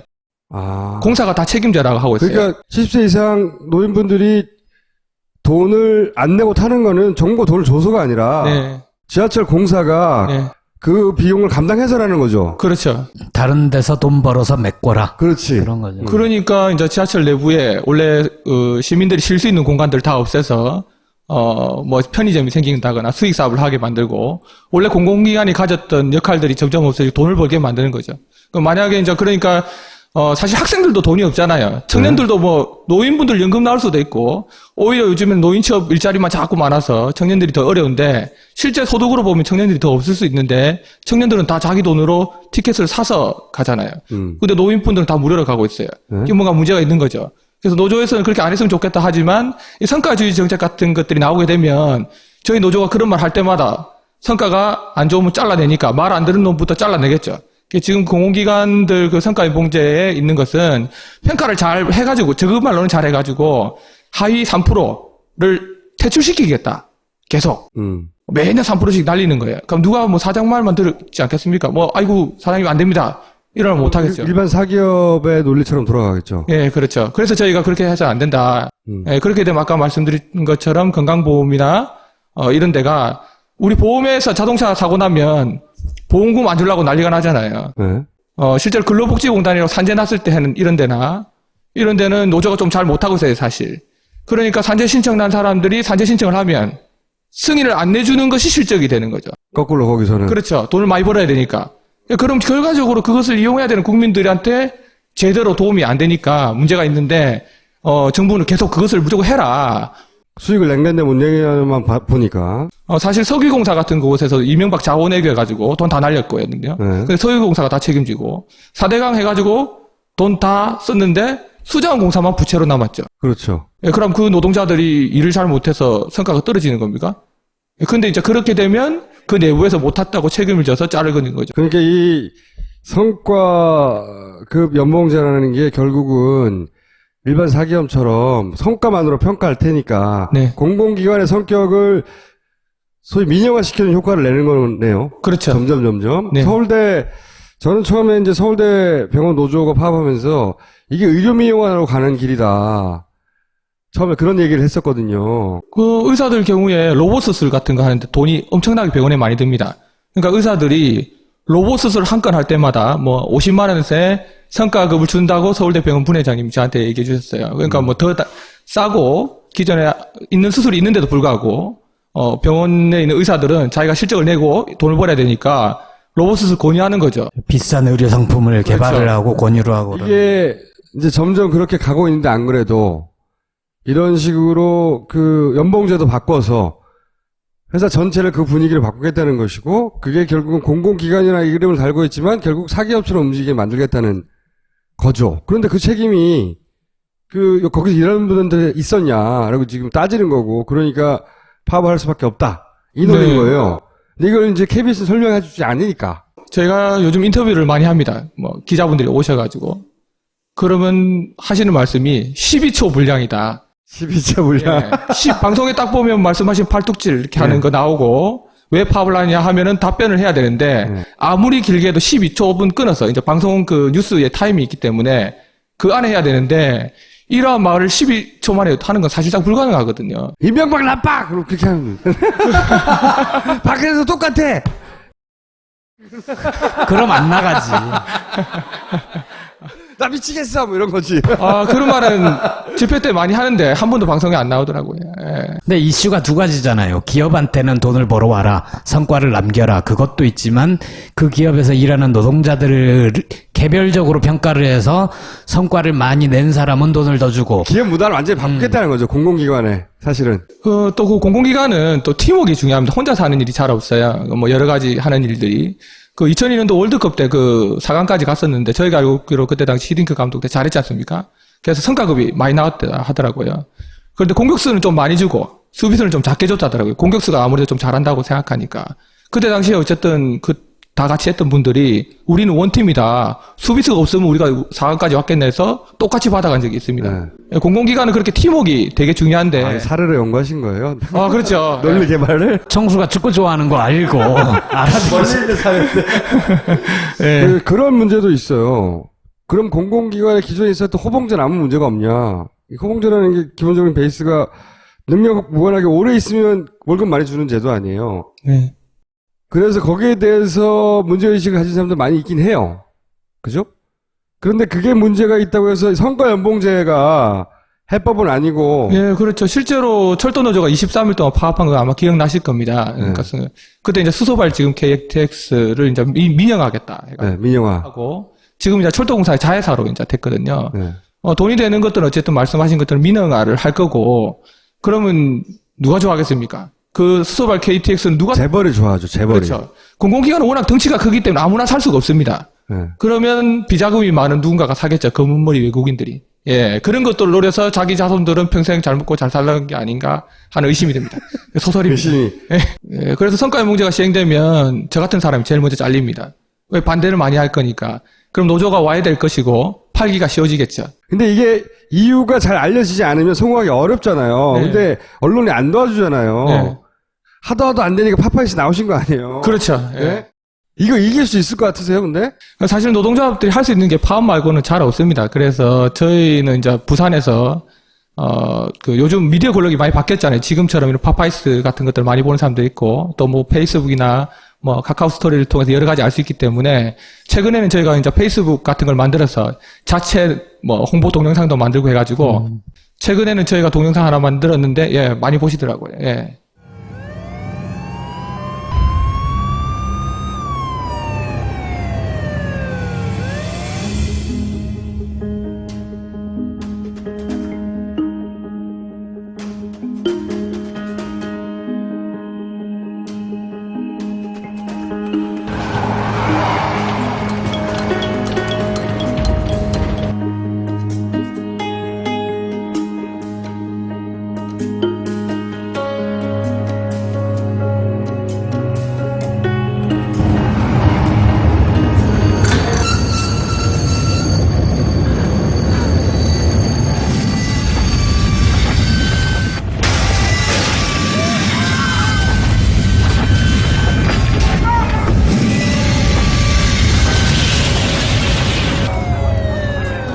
The train has crashed into an apartment block just outside Amagasaki Station.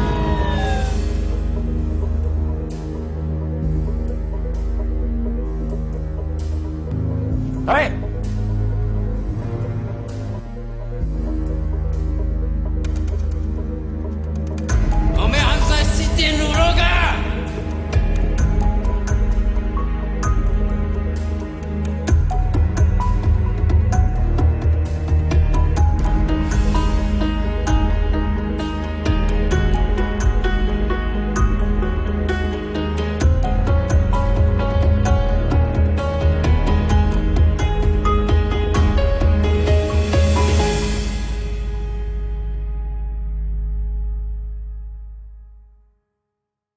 이런 영상에 네. 자막을 붙인 거다. 네네. 지금 하실 말들을 영상으로 만든 게 또 있다고요? 저부터 잘리지 않겠습니까? 파업을 하면 경제에 어떤 악영향이 있죠? 글쎄요. 우리도 박근혜 못한데 못 쫓아냈잖아요. 아마도 우리 박근혜 정부는 노동자들을 개돼지라 생각해서 그런 것 같습니다. 그래서 오늘도 개돼지라 대학이 싫어가지고 이 자리에 안 나온 것 같아서 매우 유감스럽습니다.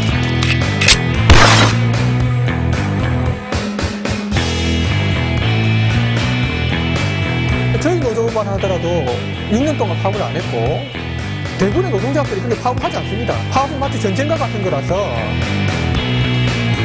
기업이나 정부가 사람을 구조조정하려고 임금을 깎으려고 하기 때문에 경제가 좋으면 파업하지 않습니다. 경제가 나빠서 파업하는 것을 마치 노동자들이 파업해서 경제가 나쁘다고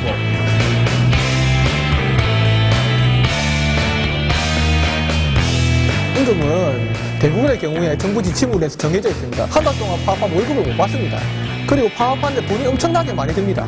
임금을 더 받기 위해서 파업을 한다는 같지만 실질적으로 저희도 박근혜 정부의 잘못된 것을 지적하기 위해서 우리의 희생을 감수하면서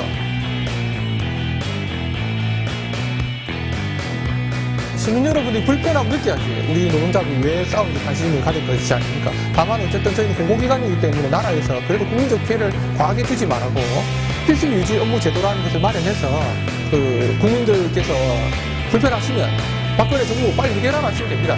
네. 건강보험공단이 평가에서 1등을 했습니다. 네. 메르스 사태 때문에 사람들이 병원에 가지 않아서 건강보험공단이 보험료를 지급을 매우 작했기 때문에 수조 원의 이득이 남았던 것이죠. 이렇게 이득이 남는 것이 국민한테 도움이 되는 것입니까? 흑자를 내라고 말하는 것은 국민들의 등을 쳐먹으라는 것과 똑같습니다.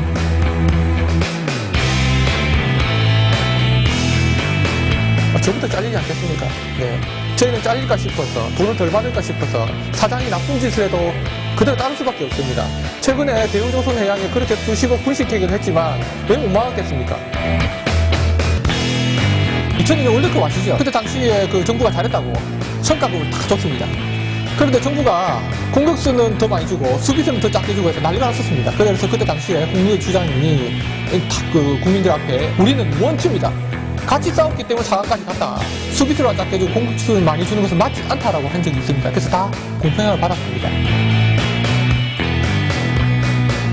작년도에 인피제 도입하고 나서 청년 실업이 는다는 게 늘었습니까? 잘 아시다시피 우리 영유아 보육 수당, 누리 예산 등등에서 노인 수당까지 관련해서 박근혜 정부 약속을 지키지 하나도 없습니다. 이런 정부를 믿고 저희 보고 해보라는 것은 죽으라는 것과 마찬가지입니다. 페이스북에 올려서 5만 9천 명이 봤더라고요. 저희가 만든 건 보통 한 2천 명 정도 보는데 파업 썰전 해가지고 제가 한번 만들어봤어요. 파업 썰전. 예. 특히 이 공공기관들은 불편, 시민을 볼모. 굉장히 고정 레퍼토리잖아요. 예. 어떻게 그걸 돌파하실 건지. 정부 이전에 일단 시민의 인식부터 돌파해야 되는데. 사실 공공기관들이 싸우는 이유가 대체로 아까 철밥통 문제 얘기하셨는데 그런 것들은 공공기관이 어떤 정년이 보존되어 있기는 맞습니다. 근데 싸우는 이유는 사실 다릅니다. 임금의 정부 정책으로 돼 있어서 못 오르거든요. 저희 노조가 지금 싸운 이유도 통상임금이라고 시간의 수당을 받는 기준이 있는데 소송을 내가지고 연간 300억 원을 조합원들이 받을 수 있는 돈이 생겼어요. 1인당 한 800만 원 정도. 엄청 큰 돈이에요. 근데 그 돈을 이제 조합원들이 투표를 해가지고, 우리 일하는 시간을 그냥 줄일게. 박근혜 정부 그런 얘기 많이 하잖아요. 노동시간 단축해서 일자리 나누자. 그래서 우리도 줄게. 그만큼 되는 청년 실업을 뽑자. 청년 일자리를 뽑자. 그렇게 했어요? 네, 요구를 했어요, 공사에. 근데 공사가 정원을 못 늘린다. 정부가 저거 늘리지 말한다 하면서 대신 돈도 못 주겠다. 그래서 반전이네. 예, 그래서 소송을 저희가 지금 계속 받아내고 있습니다. 근데 제 말은 시민들이 불편하다고. 그러니까 저희가 불편해도 좀 이해해 주시고 우리가 우리의 문제로 싸우는 것이 아니고 시민들을 위해서 싸우고 있다는 어떤 메시지를 주기 위해서 노력하는 것이죠. 그런데 그런 건 메시지가 기존의 언론이나 이런 데 다뤄지지 않다 보니 또 내용이 어렵고 하다 보니 좀 제대로 전달되기 어려웠던 겁니다. 공공기관이 급여 올려달라고 싸우는 게 아니다, 이게. 기본적으로. 우리가 이 싸움에서 지면 결국은 덜 안전해지거나 아니면 이용료가 올라간다. 그러니까 우리를 좀 지지해다오. 좀 불편하더라도 그거죠. 저희 파업하면 돈도 많이 씁니다. 저희 할 때마다 임금이 안 나옵니다. 한 달 파업하면 한 달 월급이 안 나오고 파업 한 번 집회할 때마다 뭐 한 몇천만씩 돈이 들어갑니다. 저희가 한 16억 정도 모아놨는데 그거 며칠 하면 다 씁니다. 여기 생각하시는 것처럼 파업하면 뭐 돈이 더 많이 생기거나 실제 전혀 그렇지 않습니다. 이 공공기관의 이번 파업은 그런 게 아니라는 거죠. 좀 지지를 해달라고 호소하는 거예요. 네. 이게 우리가 실패하면 당신들이 피해를 입을 거다 결국은. 그때 그 사람들 좀 도와줄 걸. 그때 가서 후회하지 마시고 좀 도와달라 이거죠. 박근혜 정부가 실제로 박근혜가 나와서 공공기관 하고 나서 사기업에도 다 확대하겠다고 했어요. 지금도 사기업이 성과연봉제가 힘든데 더 확대하겠다고 했죠. 정부가 다룰 수 있는 공공기관을 먼저 하고 네. 요걸 가지고 다 사기업에도 다 해버리겠다. 예, 국가 정책을 다루는 사람들이 공공기관을 그 볼링 핀 제일 앞에 있는 핀볼이라고 한다더라고요. 그러니까 공공기관의 정책을 바꾸면 사기업이나 일반 그 기업 문화도 다.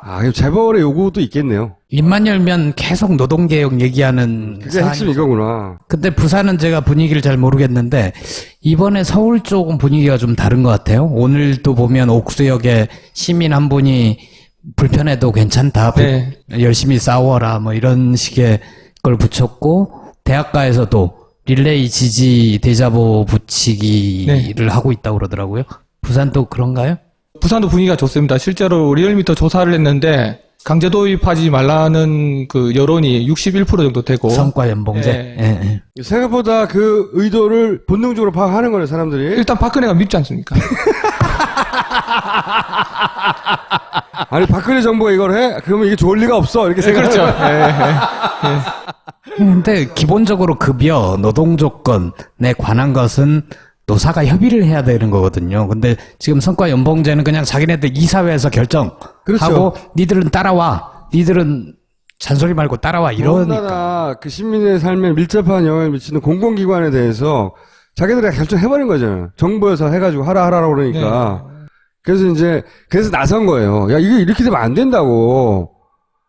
그러니까 요 파업은 물론 모든 파업이 다 이유가 있지만 요 파업은 좀 성격이 다르다. 근데 이제 노조법에 그런 걸로 파업하면 안 된다고 돼 있어요. 임금 후생복지만 가지고 해라고 그렇죠. 돼 있어서 실제로는 그런 교섭을 통해서 파업을 하지만 사실상 이런 것을 해결하기 목적이 있는 거죠. 근데 언론에는 어쨌든 주된 요구사항들이 임금이나 이런 걸 올리는 걸로 하지 않을 경우에 파업을 못하게 돼 있으니까. 다행히 서울에는 뭐 시장님이 좋으셔가지고 성과연봉제인데 반대하시고 막을 수 없었다. 박원순 시장 자체가 반대하니까요, 일단. 네, 근데 부산은 좀 달라가지고, 저희가 파업을. 서모 시장님이요? 예, 달라서, 저희 사장님이 국토부에 있다고 하는데, 새누리당이 아주 친하신 것 같더라고요. 새누리당 중앙지에도 나오시고. 중앙지에도 나오시고. 그래서 아주 친하신 것 같더라고요. 그러다 보니까, 저희를 아주 못마땅하게 여기고, 파업에 돌입하자마자 840명 정도, 한 3,200명 정도 조합원이 되는데 파업 참가했다고 직위 해제. 아직 해고는 안 된 거고 징계를 주겠다고 난리. 보현직이네 거기도. 파업을 하려면 조정 절차라고 이혼 숙려 기간처럼 노사 간에 지방 노동위원회에서 한 보름 정도 대화를 좀 더 시켜줍니다. 그 절차를 꼭 해야지 파업을 할 수가 있어요. 저희가 했어요. 근데 갑자기 저희 사측이 한 번도 대화하지 않은 안건을 가지고 다시 한 번 더 조정을 넣어가지고 파업하면 불법이다. 그래서 저희 파업 못하게 조합원 파업하면 또 징계 주고 징계하고 나중에 곤란할 거다. 왜냐하면 그런 거 받으면 진급을 못하게 되거나 불이익이 되게 많거든요. 개인한테. 그렇죠. 그렇게 했는데 아까 제가 조정을 2번 한다는 게 어떤 거냐면 여행 가실 때 비자 받잖아요. 뭐 미국 비자 이렇게 받았어요. 제가 미국 비자를 받았는데 워싱턴 비자를 탄 게 더 만들어라. 이런 말도 안 되는 요구를 하는 거예요. 비유를 참 좋아하시는구나. 네. 이게 어떻게 진행될지 모르겠는데 이 싸움이 굉장히 길어질 수 있겠네요. 우리 정부는 한번 결정하면 누가 뭐라고 해도 귀에 들어오지가 않거든요. 다행히 제1야당에서 당론으로 성과 대출제를 반대한다고 입장을 밝혔고 철도처럼 장기화되면 국민피해가 너무 크기 때문에 신속하게 좀 논의기구를 만들어서 대안 방안을 마련해야 되지 않겠냐. 일단 제안은 항상 상태입니다. 그래서 아마 내일 저희가 6만 명이 전부 다 전국에 있는 6만 명이 서울로 다 옵니다. 저희도 버스 50대를 빌려놨거든요. 다 타고 와서 그 집회 때 아마 야 3당이 와서 입장을 표명할 예정인 걸로 알고 있습니다. 뭐 톨게이트에서 다 막히는 거 아니에요? 예전에 저희가 서울을 한번 막힌 적이 있습니다. 고속도로를 갔는데 경찰이 막았는데 다행히 그 다음에 판례가 나가지고 일단 가는 거를 막는 건 불법이다 났는데 뭐 어떻게 될지 모르죠. 오늘 여기까지 할 텐데 혹시 꼭 해야 되는 얘기 있어요? 아까 말씀드린 것처럼 누구를 믿어야 될지 판단해 주셨으면 좋겠어요. 정부가 약속을 지킨 게 사실 하나도 없지 않습니까? 그렇기 때문에 공공기관 노동자들이 박근혜 정부가 얘들 나쁜 놈이야 싸운다고 믿어주지 마시고 우리 김호준 총수님께서 말씀하신 것처럼 저희도 아픈 사람들일 수 있으니까 왜 싸우는지 좀 관심 있고 네이버나 그런 거 말하면 안 됩니까? 검색 사이트를 많이 찾아가지고 좀 알아주시면 합니다. 네. 알겠습니다. 감사합니다. 네, 고맙습니다. 허허, 몸이 많이 허해졌으니 웅담이라도 드셔야 될 것 같소. 아니 이보시오 의사 양반, 곰을 잡는 건 불법이잖소. 뭐하러 곰을 잡으시오? 여기 식물성 웅담, 제주 황울금이 있는데. 제주 황울금? 청정 제주에서 물불 바람을 맞고 자란 제주 황울금으로 가루를 낸 것이니 차를 내 드시는 것은 물론 다양한 요리에도 활용하실 수 있어. 더 드시고 싶으면 딴지 마켓을 이용하시오. 오, 우리 전통 당화 방식으로 만든 울금 식혜도 있었소. 이보시오. 마카 좀 갖다 주시오. 이것 보세요. 여기는 한국입니다. 마카는 페루에 가야 있으니까 그냥 푹 쉬세요. 뭐라고? 페루비안 네이처 코리아의 마고 마카를 모른다고? 아니, 이게 무슨 소리야? 페루를 대표하는 슈퍼푸드 마카. 이제 국내에서도 100%로 드실 수 있습니다. 딴지마켓에서 파는 마고 마카 남녀노소 모두에게 줬어. 김원경 사무소장님 모시겠습니다. 이정현 그 단시 관련된 이야기를 처음에 하려고 했어요. 네. 그 상식적으로 생각했을 때 종편이 어떻게 했을 것 같으세요? 좀 코믹하게 다뤘을 것 같은데. 감쌀 줄 알았어요. 네. 그런데 생각보다 너무 비판을 많이 하는 거예요. 정윤의 문건. 네. 이정현 대표 관련된 문장이 등장하는 게 하나 있습니다. 근본도 없는 놈. 제가 한 말이 아니에요. 그 문건에 등장하는 표현입니다. 근본도 없는 놈이 VIP 사랑 좀 받는다고 이런 식의 표현이 있어요. 이분은 같은 당대표지만 사실 당대표로 인정받지 못하는 부분이 좀 있어요. 당내에서. 거의 모든 그 패널들이 비아냥거리는 그런 내용들을 해가지고 한마디로 뭐 닭 잡을 일에 소 잡는 칼을 들었다, 모기를 잡는데 칼을 빼들었다, 뭐 하는 거냐 이런 식으로 사람들이 봐도 너무 비상식적인 거거든요. 예. 당대표가 아니라 당무수석이라는 표현이 있어요. 당무수석. 그래서 언론에는 등장하지 않지만 새누리당 내에서도 불만이 많아요. 네. 아무튼 우리가 생각하는 상식적인 종편이 항상 그 여당에 대해서 지지하고 무조건 편드는 그런 행동을 보였던 것에 비하면 이정현 당대표에 대해서는 나름 굉장히 까칠하고 이죽거리는 그런 만만한 거죠. 예, 그런 태도를 보여서 이거는 안 해야겠다. 지지를 받지 못하는데 혼자 하는 거예요, 지금. 예. 그리고 이번 주에 아무튼 가장 악질적인 행태는 이제 백남기 농민 사망에 대해서 우리가 생각할 수 있는 또 상식적인 그런 종편의 행태를 그대로 보여주는 그런 방송을 해서 대표적인 사례로 이제 영상을 만들어 왔습니다. 고 백남기 농민에 대한 종편의 자세. 먼저 종편은 폭력 시위대 강경 진압이라는 진부한 양비론적 프레임을 만들고 있습니다. 그러기 위해 민중 총궐기는 폭력 시위였음을 엄청 강조하죠. 이렇게 해요. 결국은 청와대로 진격하자 이런 이야기도 나와서 경찰은 이제 그런 부분에 방어 차원에서 사실 차벽을 설치를 했었죠.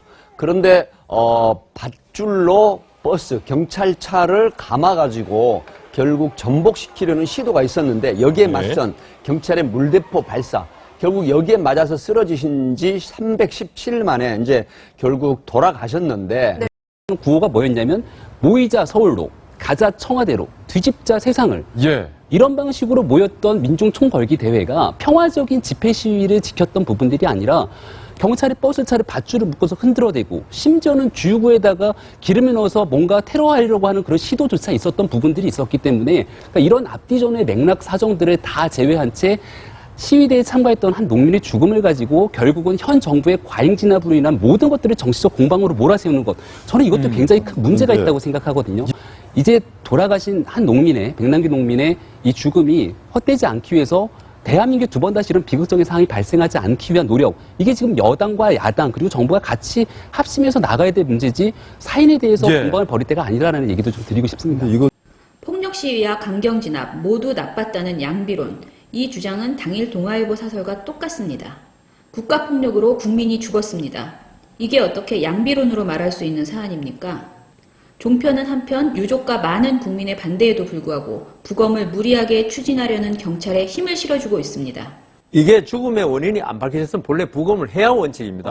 물론 유족 측 말대로 그게 뇌자상이 원인이 돼서 300여일 동안 입원해 있고 그걸로 인해서 병세가 여러 가지 장기들이 악화되지 않겠습니까? 네. 그래 사망한 건 맞다 할지라도 세상에 사망 원인을 정확히 아는 건 하나님밖에 없거든요. 신밖에 모르는데 이걸 유족 측의 말만 듣고 아 이건 뇌자상으로 인한 사망이니까 할 필요 없다 이렇게 할 수는 없는 거죠. 그렇기 때문에 하는 게 원칙인데 유족의 이제 목적이 뭐냐면 국가를 상대로 손해배상 청구 소송, 국가배상 소송을 해서 이 아버지의 사망의 원인이 국가의 물대포 때문이라는 걸 밝히고 싶은 거 아니겠습니까? 네. 지금 이 상태대로 소송 들어가면요, 제가 봤을 때 이긴다고 장담 못해요. 네. 지금 사망 진단서 어떻게 돼 있죠? 심근경색돼 있습니다. 네. 그럼 국가에서 소송 들어 뭐라 그럴 거예요? 무슨 소리야? 심근경색인데 부검도 안 하고 사망 진단서에 심근경색이 있는데 이게 어떻게 물대포 때문에 너희들 주장할 수 있는 입증해봐.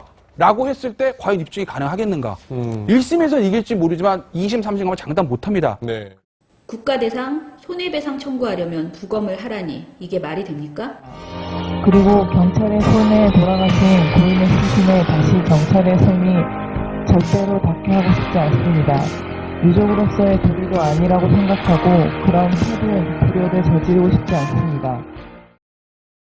아마 이제 오늘 이제 영장이 나왔으니 이제부터 빨리 집행하라고 또 엄청나게 이제 그렇겠죠. 이야기를 하겠죠. 그 과정에 충돌 생기면 봐라 이거 네. 폭력 집회라고 또 하고 막 지금 이제 종편의 이제 그 시사 토크쇼 말고 뉴스에서는 그저께 보도에서는 외부 세력이 이제 개입하고 있다라고 하면서 대책위를 외부 세력 또 나왔어. 네. 그렇게 하고 있고 또 이제 TV조선에서 어제 보도에서는 한마디로 경찰의 입장을 너무나 많이 대변해줘서 이거는 기자가 아니고 그냥 경찰 대변인이 나와가지고 지금 이야기를 하나 싶을 정도로 오해의 소지가 없게 하려면 반드시 부검이 필요하다. 이 오해의 소지라는 말은 이제 자신들 때문에 국가 폭력 때문에 이분이 돌아가신 게 아니고 병사라는 거잖아요. 그쵸. 그래서 오해의 소지를 없애했다는 이 말을 계속 강조해서 보도를 한다거나 그래서 지금 이미 보도 뉴스는 완전히 망가졌고 이제 시사 토크쇼에서 아마 조금 더 악질적인 그런 멘트들이 많이 나올 거라고 생각이 돼요. 언제 정권이 특별히 경찰 편을 들었어요? 그게 아니고 이 경찰과 이 정권은 한 몸인 상태인 거예요, 현재. 그래서 정편이 일사불란하다 이 사안에 대해서. 저거에 어르신들이 이제 많이 이제 현혹을 당하는 거예요. 그러니까 먼저 폭력 집회가 있었다. 그러니까 그 과잉 진압을 한 것이다. 버스를 흔들면 사람을 죽여도 돼요? 그러니까 그냥 앞뒤가 안 맞잖아. 현장에서 그냥 연행하면 되는 거예요. 그거를 그렇죠. 저렇게 즉사할 수 있는 그런 수압에 물대포를 쏘고 그래놓고도 이미 명백하게 영상이 다 드러났는데도 저런 소리를 하고 있는 거잖아요. 당장 이렇게 영장이 발부될 줄 몰랐어요. 그러니까요. 예, 저 상상을 뛰어넘는데 이게 백남기 씨의 이름은 이제 이 정부가 얼마나 잔인했는지, 네. 얼마나 비인간적이었는지 상징하는 이제 고유명사 같은 것이 앞으로 영웅이 될 거다. 저는 지금 이 부검을 이렇게 무리하게 진행하는 것이 물론 이제 원인을 자기네들이 회피하려고 하는 법적인 공방도 있지만 사실은 감정을 이렇게 자극해서 계속 우리 이 상황을 끌고 나가는 폭력적으로 계속 끌고 나가는 거 아닌가 그런 생각도 들어서 사실 굉장히 걱정스럽습니다. 하나 더 보세요. 노무현 전 대통령 당시에 했던 그 남북 정상회담에서 이 북방 한계선 NLL을 과연 우리가 포기하는 듯한 발언을 했느냐 안 했느냐가 굉장히 뜨거운 막판까지 쟁점이 됐었잖아요. 그때 문재인 전 대표가 당시 후보가 굉장히 공공스러운 측면에 또 몰리기도 했었고 그렇습니다. 이번도 좀 비슷한 양상으로 가는 건가요? 이번은 오히려 그 문재인 전 대표가 더 곤궁한 상황에 처할 수도 있다. 저는 그렇게 생각을 합니다. 왜 그러냐면 반기문 유엔 사무총장이 대선판에 뛰어들 가능성이 높잖아요. 그렇게 되면 통일 정책이나 북핵 문제 같은 것들 이런 것들이 핵심 이슈로 떠올 가능성이 있어요. 왜냐하면 그거는 반기문 사무총장의 어떻게 보면 전공 분야 아닙니까? 그 점에 있어서 문재인 전 대표가 과연 이런 반기문 사무총장을 대항할 만한 어느 정도의 내공이 있느냐? 우리가 보기에 그렇지는 않을 거거든요.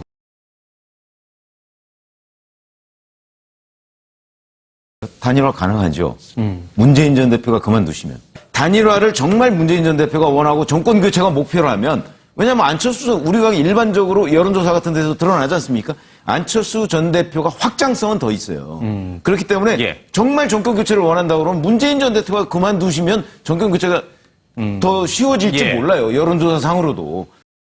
벌써부터 저런 이야기들을 이제 노골적으로 계속 여기서 제가 포인트를 잡는 건 우리가라는 표현인데 두 번 다 그렇게 이야기를 하거든요. 우리가 보기에는 문재인 대표, 그러니까 전 대표는 그럴 만한 내공이 없다. 그리고 이제 안철수 씨에게 양보해야 된다. 단일화를 정말 정권 교체를 원한다면 하면서 마치 자기가 정말 야권으로 정권 교체를 원하는 것처럼. 네네. 월간조선 전 편집장이.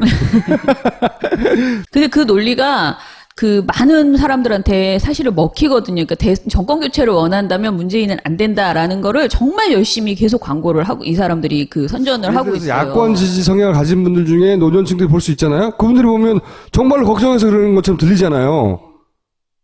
그래, 그런가 보다. 계속 저 논리를 다양한 사람만 계속 바뀌는 거예요. 문재인 전 대표는 그대로 놔두고 다른 대항마를 계속 이야기를 하면서 안 된다, 문재인으로. 비교하면서 문재인 대표는 안 되니까 정권 교체를 원하면 문재인 대표는 일단 전 대표는 안 된다. 그러니까, 이 논리 계속 그렇죠. 이제 만약 정말로 문재인이 안 될 것 같으면 이쪽에서는 신나해야 되죠. 그래서 계속 우리도 얘기를 저는 해야 된다고 생각. 물론 이게 종편대치 프로젝트도 하지만 우리들 스스로가 그냥 많이 이런 얘기들을 어른들하고 저는 얘기를 해야 된다고 그렇게 생각이 되네요. 네. 오늘 여기까지 하겠습니다. 감사합니다. 감사합니다.